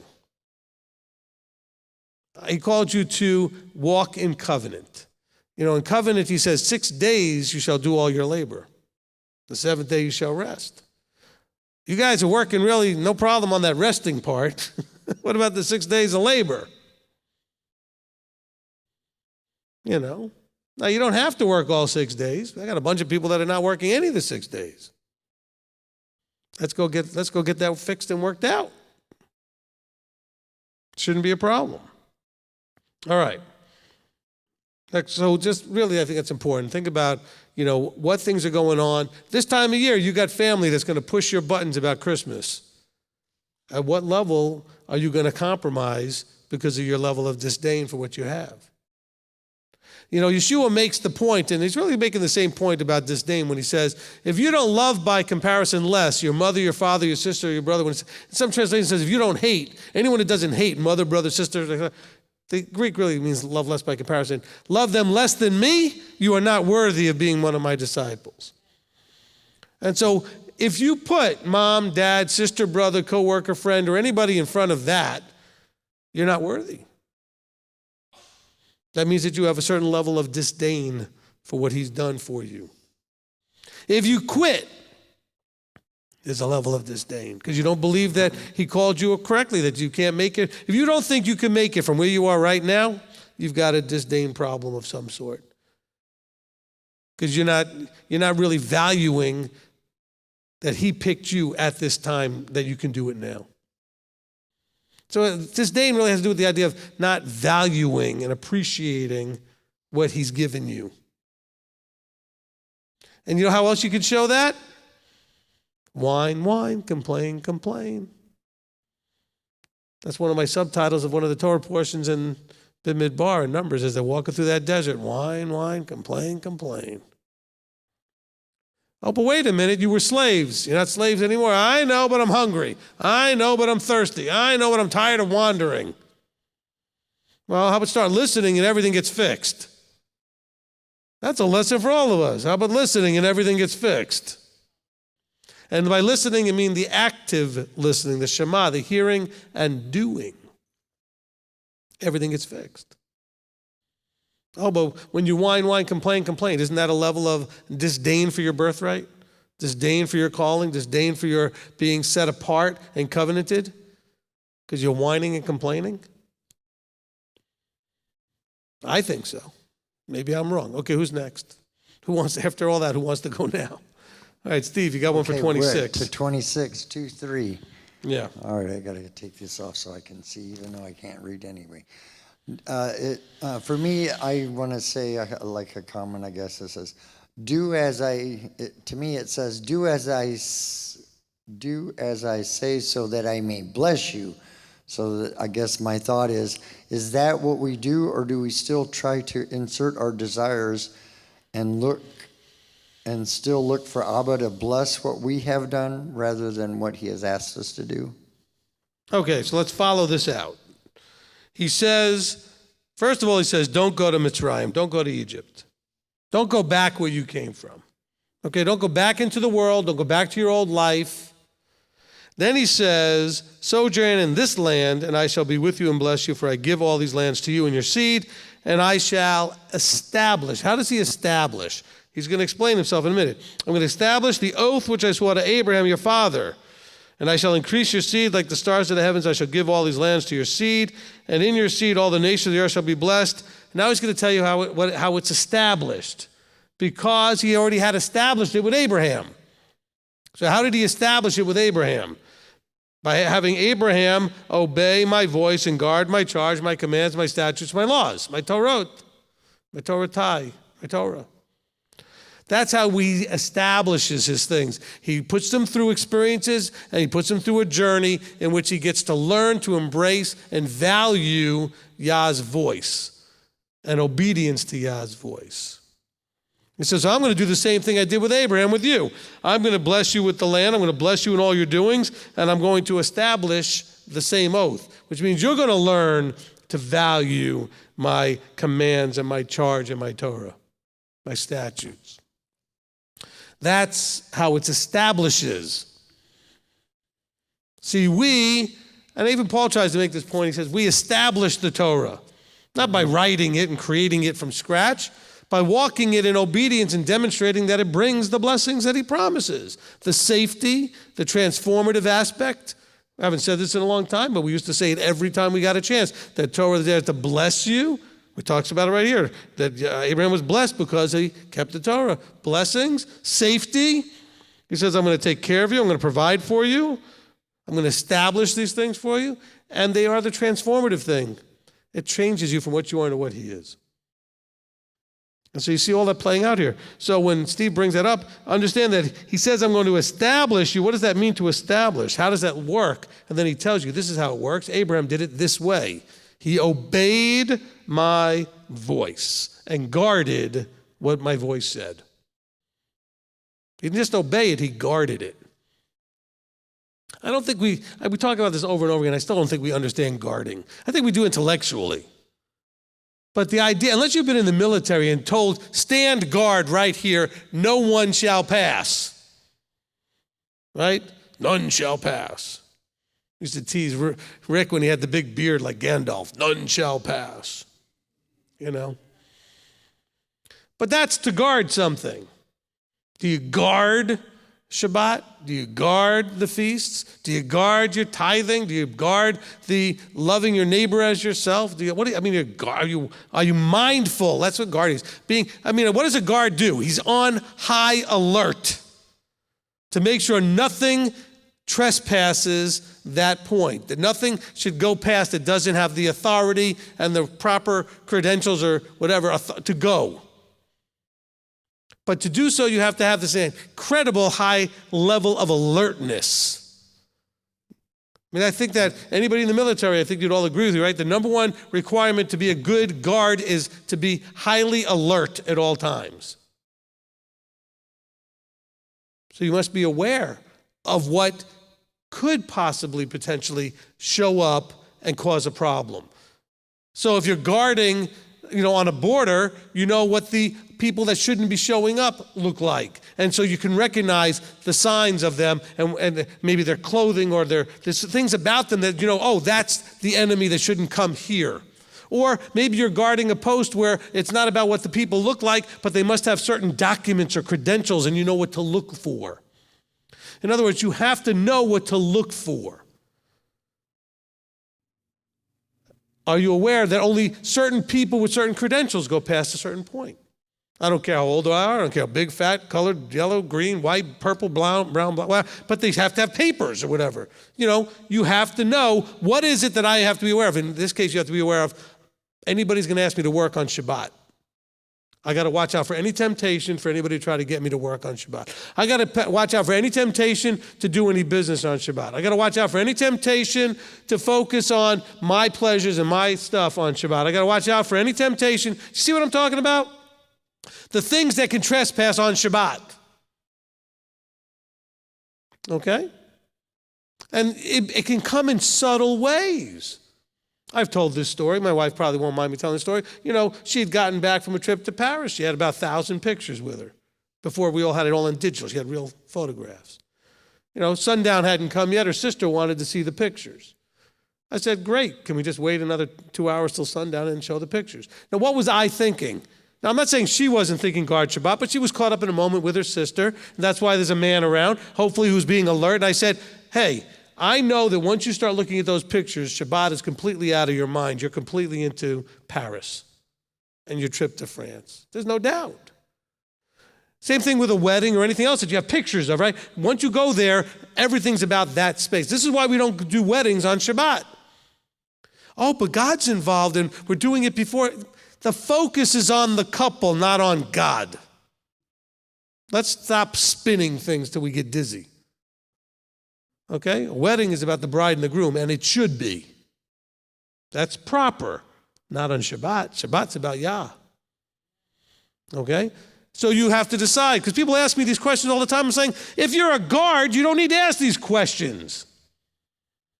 Is that going to trespass? Does it have proper authority to be involved? Are you guarding after the temptation that would take you away from what the thing that you're guarding is all about? If you are not taking the tithe first off the money and then spending everything after that, are you really guarding? If you're waiting to see if you have enough at the end of the month and then you'll give your tithe, then you're not guarding. That's why he tells you take it off first, because that way you protect yourself from the temptation. You know, look, we have the Torah portions in Deuteronomy. We have to get up there and declare that they didn't mess with it. How would you like to have to do that? If you're guarding, it's not a problem. And I'm talking about the second tithe even more than the first, because I will have a conversation with some of you right now on live stream or here when we get towards April, and you're going to say to me, I don't know if I can afford to come to Passover. Have you been second tithing? Well, not exactly. Why not? See, if I don't know why, that means that you've not handled it right. Because if you really have that kind of finance problem, we should have had a conversation before April. Does that make sense? Because that's the kind of counsel that the vertical structure allows for. So why am I hearing in March, I'm not sure I'll be able to come this year, just wanted to let you know because I really don't have the funds for it. Really? Where did the funds go that you've been saving since Sukkot? Well, actually, I really kind of didn't do that. So you waited till March to let me know? So I couldn't help you until then to figure out how to fix the problem? But March rolled around and now you're like, well, you know. And some of you are just expecting that we're just going to pay for you anyway, so, you know. Let's kind of throw that out there just to be clear. There's not a single verse anywhere in Scripture about benevolence the way you picture ministry to do. Not one. Oh yeah, it says that you give your third tithe and it's for taking care of the poor. But what's tithe in the Old Testament? Animals, grains. What is it? Food. We make sure that the people have food and shelter, basic needs. Doesn't say that the ministry fixed the broken wheel on their carts as everybody's cars end up in the shop. It doesn't say that we did all these other things for people. I'm not saying that ministry shouldn't be there to help you, but are you guarding after that money to be used for what it's supposed to be used for? And by the way, did you do everything you should have done?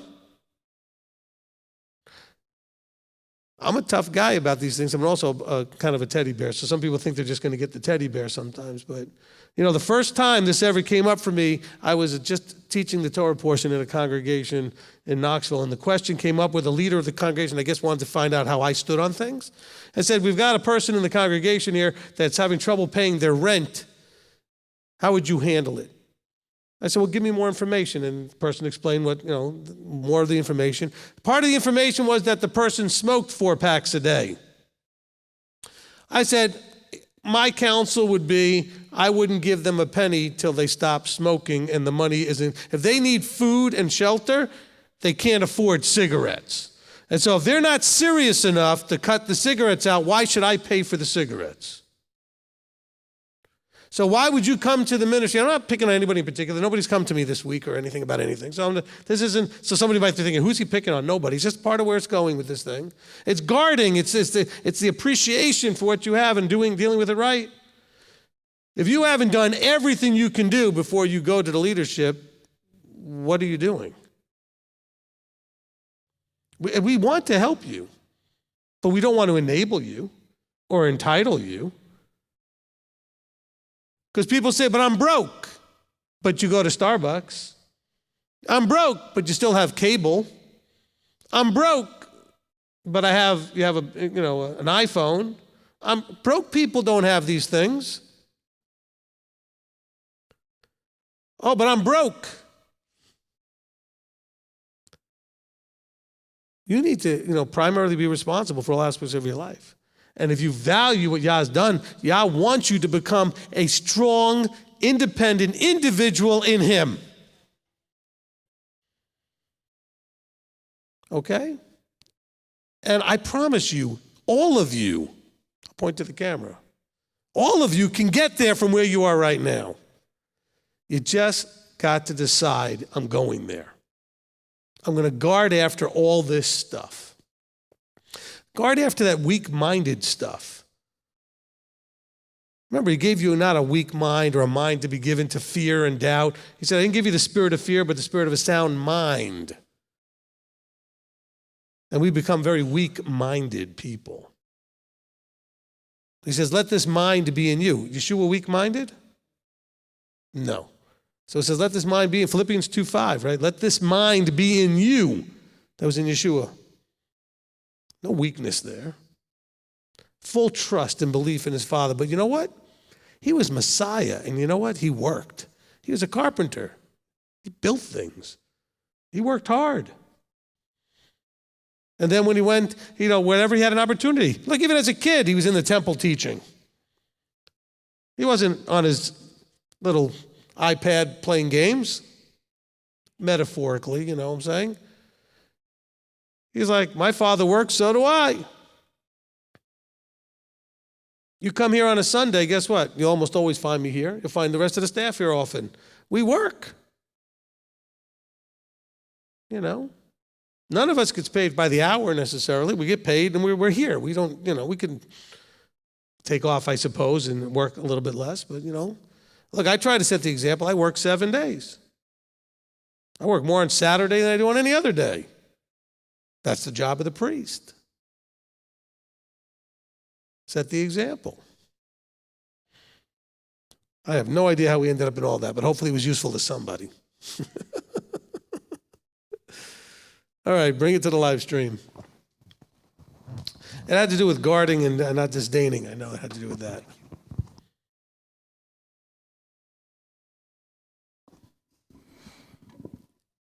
Okay. I'm throwing slingshots, arrows, bullets, everything, so just be careful.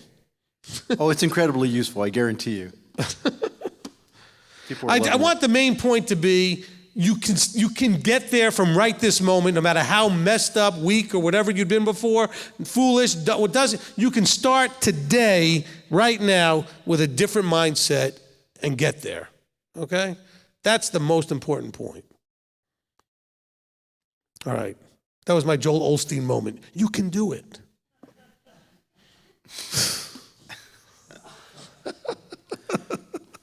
Wait, I'm sorry, I didn't blink enough while I was saying it. Sorry. Oh, you go watch him. He blinks and his lips are moving, his eyes are blinking. It's like Morse code or something that's going on. All right. I never remembered his name back in the day. Some people would ask me, I said, what, Blinky, the guy, Blinky? They go, who's Blinky? That guy when he talks and he blinks. Never mind. Go ahead. All of you are like, I never noticed that. I got to go back and watch that. Now, when he's not talking, he's not blinking. But as soon as his lips start moving, his eyes, they're like they're attached or something. Maybe it's the Botox. I don't know. Go ahead. Ouch. Somehow they're attached. He talks and his eyes blink. We'll be getting a letter. Yes, we'll be getting a letter and other things. Well, it's not even 10 o'clock yet. You guys are already in trouble. Go ahead. All right.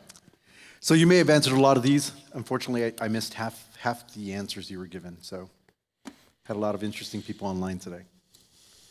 So I should have told everybody online, behave, man, he's a good guy. Don't give him any trouble. And Kurt, same thing. Don't give those guys trouble. They're good guys. Yeah, me and Kurt are on some people today. Okay, so let me know if you've answered any of these. Timothy Ross starts in 25:27. Why is Jacob identified as a complete man? Yeah, I did answer that. Okay. Chris and Ollie Dennis, question, Rabbi, 26:7. I noticed that Yitzhak also did the same as his father and say his wife was his sister. Any comments about this? No, I mean, look, if you want to say anything else, I thought of it this time when I was reading through it. I don't think I ever thought this before. It's almost like a generational curse of the same weak point, the same fear like his father had, and now Yitzhak's having the same problem. Look, just because they were complete, meaning having some integrity, didn't mean they were perfect. And they didn't have weak moments. And this is, again, a weak moment, just like his father. Just like father, like son. Okay, his father had the same problem. Okay? Okay. I mean, these are not people, I'm sorry, these are not people that were Shadrach, Meshach, and Abednego. This wasn't Daniel. Okay? But then they go, those guys couldn't hold a candle in other areas of life to like Isaac or Abraham. They were all different where their strengths and their weaknesses were. Okay? All right, so go ahead, next. Okay. Chris and, oh, yeah, I think I read that one. Oh, no, Chris and Ollie Dennis. 27:13, why did Rivka decide to deceive her husband? And when she said the curse be on her, that was very bold. It reminded me of James and John's mother trying to meddle. Yeah, to some degree, although she doesn't actually say, the curse be on me. She's just like, I want my sons to be sitting at your right and left hand, But, so you have a little bit of that. But here Rivka is actually saying, look, son, I know you're afraid there'll be a curse for this if it falls apart and goes bad. That will be on me. I'm owning that. Okay? Following on that, Olivia and Janet Hoffman, 27:13, when Rivka said, let the curse be on me, was that because she was still holding the authority as a mother over Yaakov because Yitzhak was not apparently aware of this plan? Well, I mean, look, this is just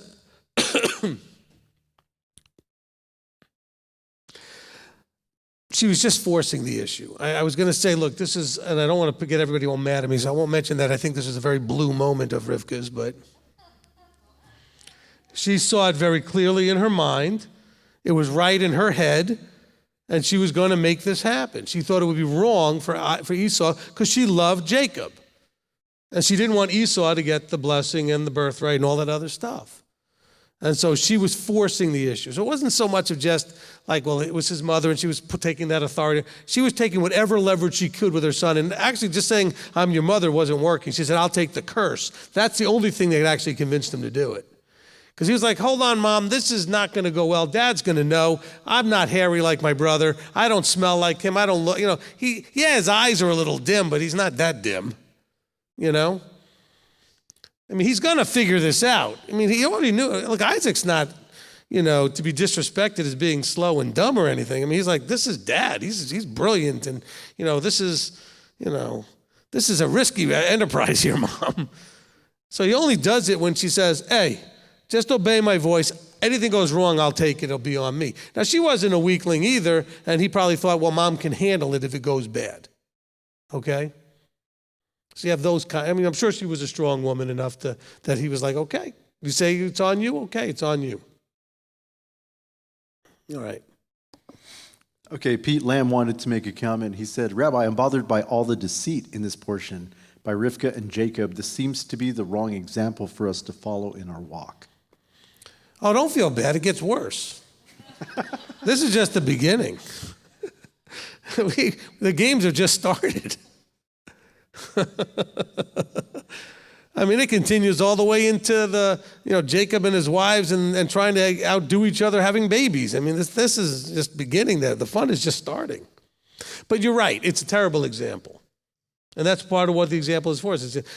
Whenever these things happen and things like this happen, usually it goes badly so we could see it's not a good idea to do these things. Okay? If Yah says something's going to happen, just trust it's going to happen. Don't try to force the issue. Don't try to figure out what it's supposed to look like. Just do what you're supposed to. It's like the people that are trying to figure out eschatology and they want to figure out end time events and what this. You know what? Do what you're supposed to do. It will happen anyway. It's going to play out. And you're figuring out every detail of it is not going to change whether or not it plays out or how it plays out. What will only make the difference, and the only thing, again, that will make the difference is whether you are found so doing when it plays out. Are you going to be the good and trustworthy servant found so doing? That's why I don't teach eschatology. I teach about so doing.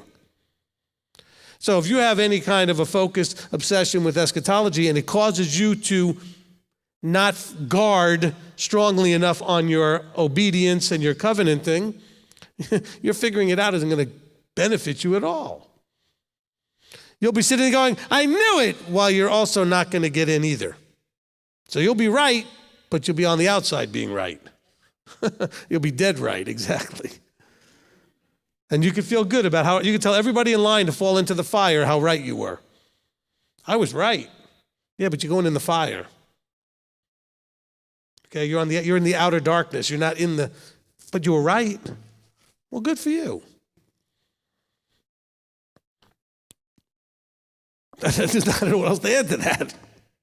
Okay, next question. Okay, we have two of the same question here. Allison Ellis and Nolan and Jennifer Bibb would like to know, what is the difference between the birthright and blessing?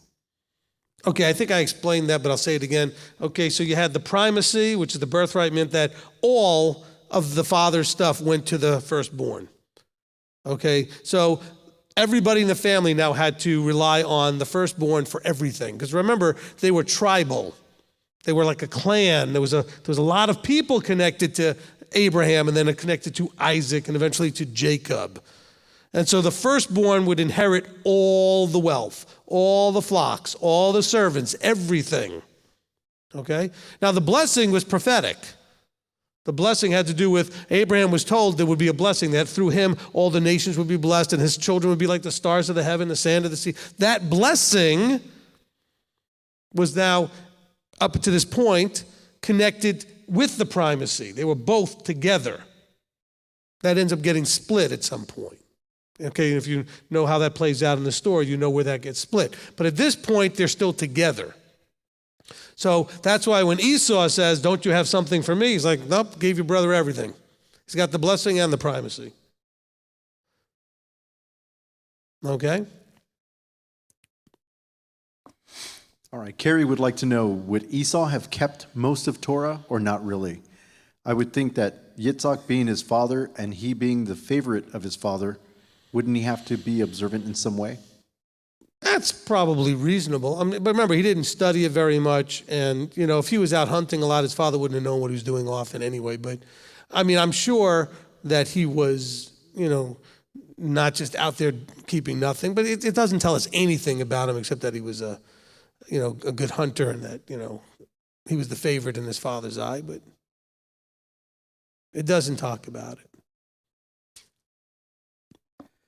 William Lyons just want to make a comment. He says, Yah loved Jacob but hated Esau. Romans 9:13 and Micah 1:2 and 3.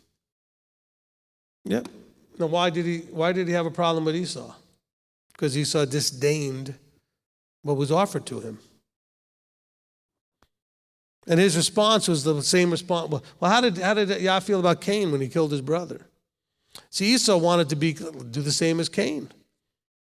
His thought was to kill his brother. Instead of owning his own problem, okay, remember, one of the things I taught over and over again, and this is exactly, in these Torah reports, exactly what's being asked here, is that Abba needs you if you're going to be, I should say needs you like he needs it, but he has set in motion that you need to own your stuff. He doesn't want to give eternity to those who won't own their stuff. You need to own it. Fix it. Of course, here, Esau makes it very clear he's not going to own it. He's going to blame Jacob. Okay? Cain would not own his stuff. You see what happens when you don't own your stuff? Nothing good comes out of that. Okay, next. Randall McFarland wants to know, not sure if I'm asking this right, but Yitzhak honored his mother's request, but the request was to deceive his father and steal the blessing. Should he have declined because it was wrong? Again, there's a lot of debates we could have over what Jacob should have done. It's clear that Abba knew what was going to happen because, that's part of when he said that the older would serve the younger. So he knew that at some point, somehow, that was going to play out. I think that if you are trying to put this into today's terms, yes, Jacob should not have done this. Jacob should not have done something to steal something from his brother. Shouldn't have listened to his mother on that. Should have said, Mom, this is a very bad idea. Okay, we cannot fool Dad. That's getting out of alignment. But that's why Jacob suffers. And Jacob has all kinds of tricks played on him. See, the whole thing that's going to play forward here is because Jacob brings this on himself. He participated. So guess what? Laban pulls a few fast ones on him. What do you think is likely to happen with Leah and Rachel if Jacob isn't playing all these games? Jacob brings that on himself. So now he ends up with 2 wives instead of the one he wanted. Ends up with the one he didn't want first. Why? Well, because he played games, so now games get played on him. And look, it's the same kind of thing. It has to do with vows and blessings. He takes her in a vow, which was deceitfully given. And done in the very same way. Her identity was masked. See, so this plays out exactly. You reap what you sow. You put on a disguise, we disguise Leah to make you think it's Rachel. And so he reaped what he sowed. He doesn't get away with anything. It doesn't happen right away, but doesn't get away with anything. Okay, go ahead. Okay, Renaissance Entertainment, regarding Genesis 27:20. I noticed Jacob says, "Your Elohim," even though he went to yeshiva. Could it be Jacob just having book knowledge of Yah until the latter experienced, because he lied on Yah? No, I mean, I think that when Yitzchak says to him, how'd you find it so quickly? He says, Yahweh, your Elohim. Remember, we refer to, and at this point, they weren't doing it the same way we do. We refer to the Elohim of Abraham, Isaac, and Jacob. Isn't that part of how we talk about Yah? Well, in this case, he's referring to the God of Abraham and Isaac. Okay? And so he knows Yah as the God of Abraham and the God of his father. So he says, your Elohim provided it. Okay, as for me and my house, we're going to serve the God of Abraham, Isaac, and Jacob. That's their Elohim. It's also your Elohim, but we refer to it as, in that terms, the God of Abraham, Isaac, and Jacob. Okay? So he's simply respectfully saying, your Elohim provided it. Okay? Olivia and Janet Hoffman, dear Rabbi, Bereshit 27 through 29 and 38. Could you please? That's over the verse limit, sorry. Could you please expand on the spoken blessing over our children? Is this typically done for inheritance purposes, or should it be done regularly as a command?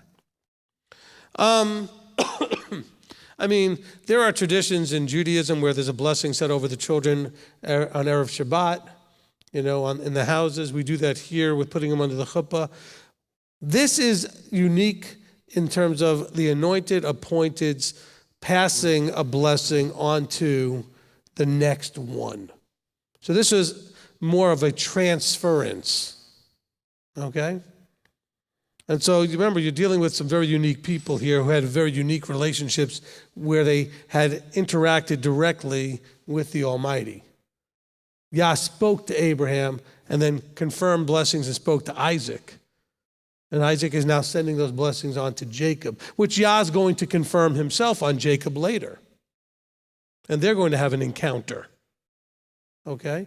But now remember, we're dealing with that unique situation. That doesn't mean that you cannot ask blessings upon your children, but I don't know that if you prophetically spoke something over your children it's going to make any difference. Okay? When he says it over his child, that's exactly what's going to happen because of who's saying it. Does it make sense? Does everybody follow that? I mean, I can say anything I want over my children. I don't know that that means any of it's going to happen. Okay, but this is a transference as we're passing something down through a lineage. And then Jacob has it a lot harder because he's not dealing like his parents did with 1 or 2 children. He's got 12 to deal with. And he skips over a whole bunch of them to get to the one he starts to bless. As a matter of fact, he skips over him too and goes right to the grandchildren. Interesting. Because Jacob goes right over Joseph to Ephraim and Manasseh. Okay? And so, but that's, again, a specific person in a specific position doing something that's continuing a process. And so each of us with our children, You can pray as we do, Abba, bless them and keep them and help them to grow. And the things like we say when we put the children under the chuppah, and may they be like, Abraham, Isaac, and Jacob. May they be like, Rachel and Sarah, Rebecca, and Rachel. May they be like whatever, right? You could throw in Ruth, you could throw in whoever you want, extra people. But I'm just saying is we want them to grow to be strong leaders and lights of Israel. However, that's not the same as saying, may you inherit the gates of your enemies, and may you be abundant in this way, and may your brothers serve you. I mean, that's a whole different level of stuff. Okay? And I don't think we're in those places. Remember, these are prophets. Okay, Abraham's a prophet. Isaac's a prophet. And so they're given a different interaction. They've actually had conversations with the Almighty. Like back and forth conversation. A lot of you have talked to the Almighty, and I'm sure you do it on a daily basis. But he doesn't usually talk back. They've had conversations. Okay? Whole different place. All right? So you see Moses do this. Remember when he says certain things about the tribes and different things? But Moses is a prophet. We see Jacob do it with his sons, but Jacob is a prophet. You see the difference? We're not all prophets. All right. Contrary to a teaching I heard recently by somebody where they sort of said that everybody was prophets, but, we were driving and listening to something just to check somebody out, and we're like, nope, that one's wrong. Okay. Okay. Going back real quick, just a quick question. Were the festivals being followed by Abraham, Isaac, and Jacob? For example, Genesis 26:5 states, Abraham kept my Torah. Also, when the angels visited Lot, it mentions unleavened bread. So what was the question? Were they keeping the feasts? Yeah, festivals. It doesn't give us any information as to exactly how much they knew and what they didn't know. We just know that clearly they knew a lot more than we knew. Than we had assumed initially, or that you might have been taught in Christianity or whatever. They knew a whole lot more than we would have assumed. And we look for the hints where we can see things like the clean and unclean animals on the ark. I mean, that's a verse that probably people passed over and looked at and never even, and all of a sudden like, wait a minute, how would he know which is which? Well, there was instruction. How did Cain and Abel not know how to offer correctly? How did Noah know what an altar should look like? I mean, there was instruction. Correct. So as far as festivals, I'm sure there was instruction on the seasonal feast festivals. Okay, so they had some idea of how to deal with their harvests and their ingatherings. Because primarily that's what your festival season covers, is these harvests. Okay? So let's leave it at that. I'm sure they had an understanding about that. Maybe not in the fullness of how we picture it from Leviticus 23, but, Okay? Okay, Robert and Aletha. Yitzhak in 27, chapter 27, Yitzhak made Esau Jacob's servant in verse 37, but can you explain verse 40? And it shall be when you grow restless, should be when you grow restless that you shall break his yoke from your neck.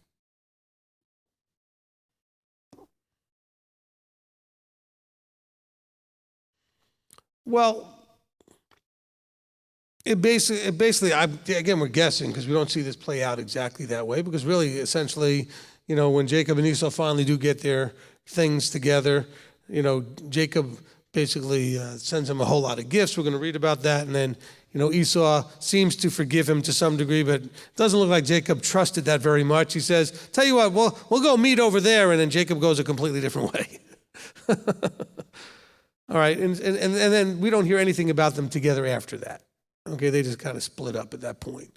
But what he does say is, look, if you were to follow the instructions, look, if you get restless and don't really like being under your brother's authority, which never really plays out because Jacob never really ends up with authority over Esau, he says you can separate.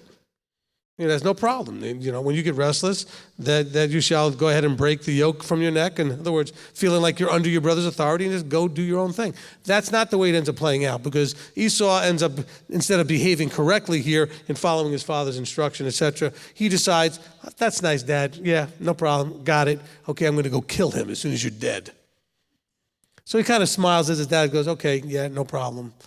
And then plans to kill his brother, which his brother knew and his mother knew. And so she sends him away before that could happen. Says, you go away so your brother can calm down because he's about to kill you. Okay, so Isaac is saying this, look, if you really want the blessing, if you really want to do everything right, follow my instruction. Okay, your sword, by your sword you will live and serve your brother. He never does that. He never serves his brother in his lifetime. Okay? And it shall be that that when you grow restless, that you'll break that yoke and you'll go and do your own thing. That doesn't happen. But it's not because Isaac is wrong, it's because Esau doesn't allow the first part to happen. He's encouraging his son. This isn't so much a prophetic statement. He's simply saying, look, I know you're mad right now, but if you would just serve your brother, at some point when you get restless, you'll break the yoke from that and you'll be able to move on. And it'll be fine. And Esau doesn't listen to a word his father says. He probably smiled at him and said, thanks, Dad. Okay, great, fine. I'm going to kill that, that little, right? Fill in your own expletives there. I'm going to kill that guy. As soon as you're dead, as soon as that breath leaves your body, I'm going to kill my brother. Okay? As soon as the days of mourning are over. So it never plays out that way because Esau doesn't do his part. Okay? All right, so I think that was simply an encouragement from Isaac. Hey, serve your brother. Look, it's just like Israel was told, or Judah was told with Babylon. It says, look, just let them come, take you away, serve them, do what you got to do, and it'll all work out okay. Don't fight. Submit yourselves to Babylon. Jeremiah told them that. They didn't want to hear it. Well, guess what? Esau didn't want to hear it either. As a matter of fact, I don't think he could hear very well with the blood pumping in his ears. Okay? He was just waiting for his father's mouth to stop moving. He's thinking, I'm going to kill him. Okay? Okay, 3 more and we're done. Norma Silva, 28:1. Why did Jacob not face immediate consequences for deceiving his father, but instead got another blessing? And then comment, Jacob was 40 and he obeys his mother. Okay, wait, 28:1. Oh, because look, at this point, it was clear, and again, it also can go back to whether or not the father and the mother were in cahoots at all, which would have made it less problematic for her, which is why she said, don't worry about it, it's going to be okay, son. But the thing is, at this point, he's already fulfilled what Yah had said to her. The son is getting the preeminence. This is the blessing that was done, and he couldn't take it away, which is what he told Esau. Nope, it's done. So now he's going to continue to give his son what he was supposed to, and give him an additional blessing and give him more details about things, because what's done is done. So it's not that there's no punishment for Yaakov. Yaakov gets plenty. It's just we have to recognize that there's not necessarily an immediacy of recompense for what you do. What you do does, and thank Yah for that, because it gives you a chance to fix it or to do something to mitigate and buffer it a little bit. Okay? And so,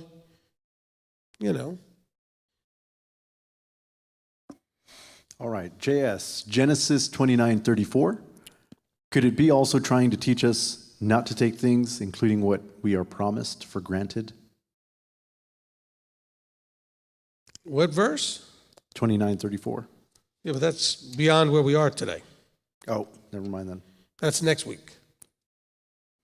We ended at 28:9 this week. Sorry about that. Yeah, you're right.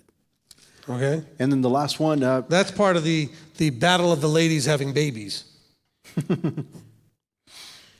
Also, the last thing, if you can just kind of touch on it, it's a little off topic, but we have some people we have some concerned citizens that about the fun facts you stated earlier about Joel Osteen. What about him? About it being Lashon Hara. It's not Lashon Hara. I didn't say anything other than it's a fact. He blinks when he talks. Thank you, that's it. Whether you think that's good or bad is up to you. Okay, I will own that I did start getting a little bit on the mocking side, and I should apologize for that. But that's not Lashon Hara. That's a different problem. Okay? Lashon hara is done is something that you do to try to bring shame to somebody in terms of their you're trying to share stuff about them that you shouldn't share about them, whatever. I was making fun of and making light of, and that I shouldn't have done. So I'll own that part. It's not any less bad than Lashon hara. It's not the same thing. We have a very big confusion about what Lashon hara really is. Okay? If I started off with, did you know that Joel Osteen did blah, blah, blah, blah, blah, that would be an attempt towards Lashon hara. Okay? Okay, but anyway, you're welcome. And I apologize to my concerned citizens from the Osteen camp that were online with us today. And I'll try to blink that in Morse code to you. Okay, if you can see that through my glasses. Okay, I'm sorry. They're all like, Rabbi, you didn't learn a thing, and he's just making it worse.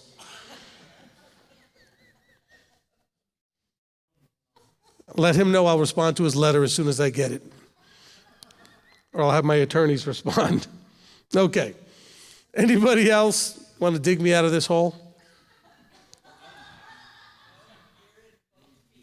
I'm in with both feet. I got a shovel in both hands.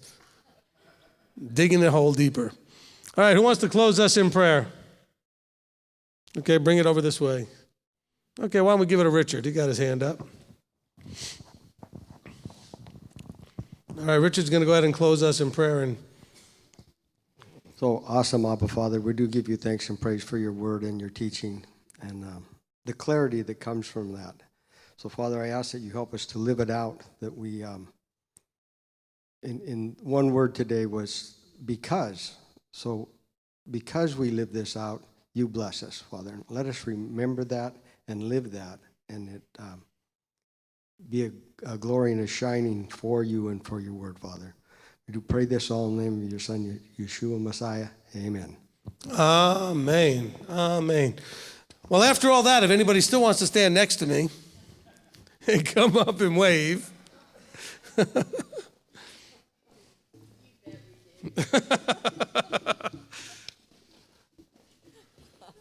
stand behind you. Yeah, she's like, we'll stand behind you. It's where it's safer. Let me take all the arrows and shots. Here with the tomato? I take tomatoes. There you go. All right. All right, so Brianna's going to make sure and let us know if we're all on the camera as soon as everybody gets up here. Shouldn't be a problem with a group this size.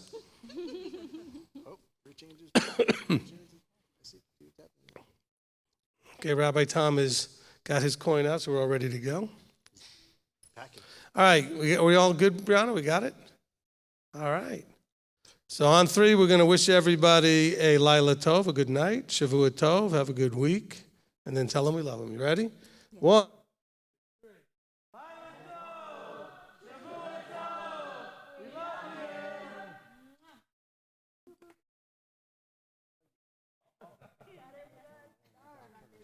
There's that on there.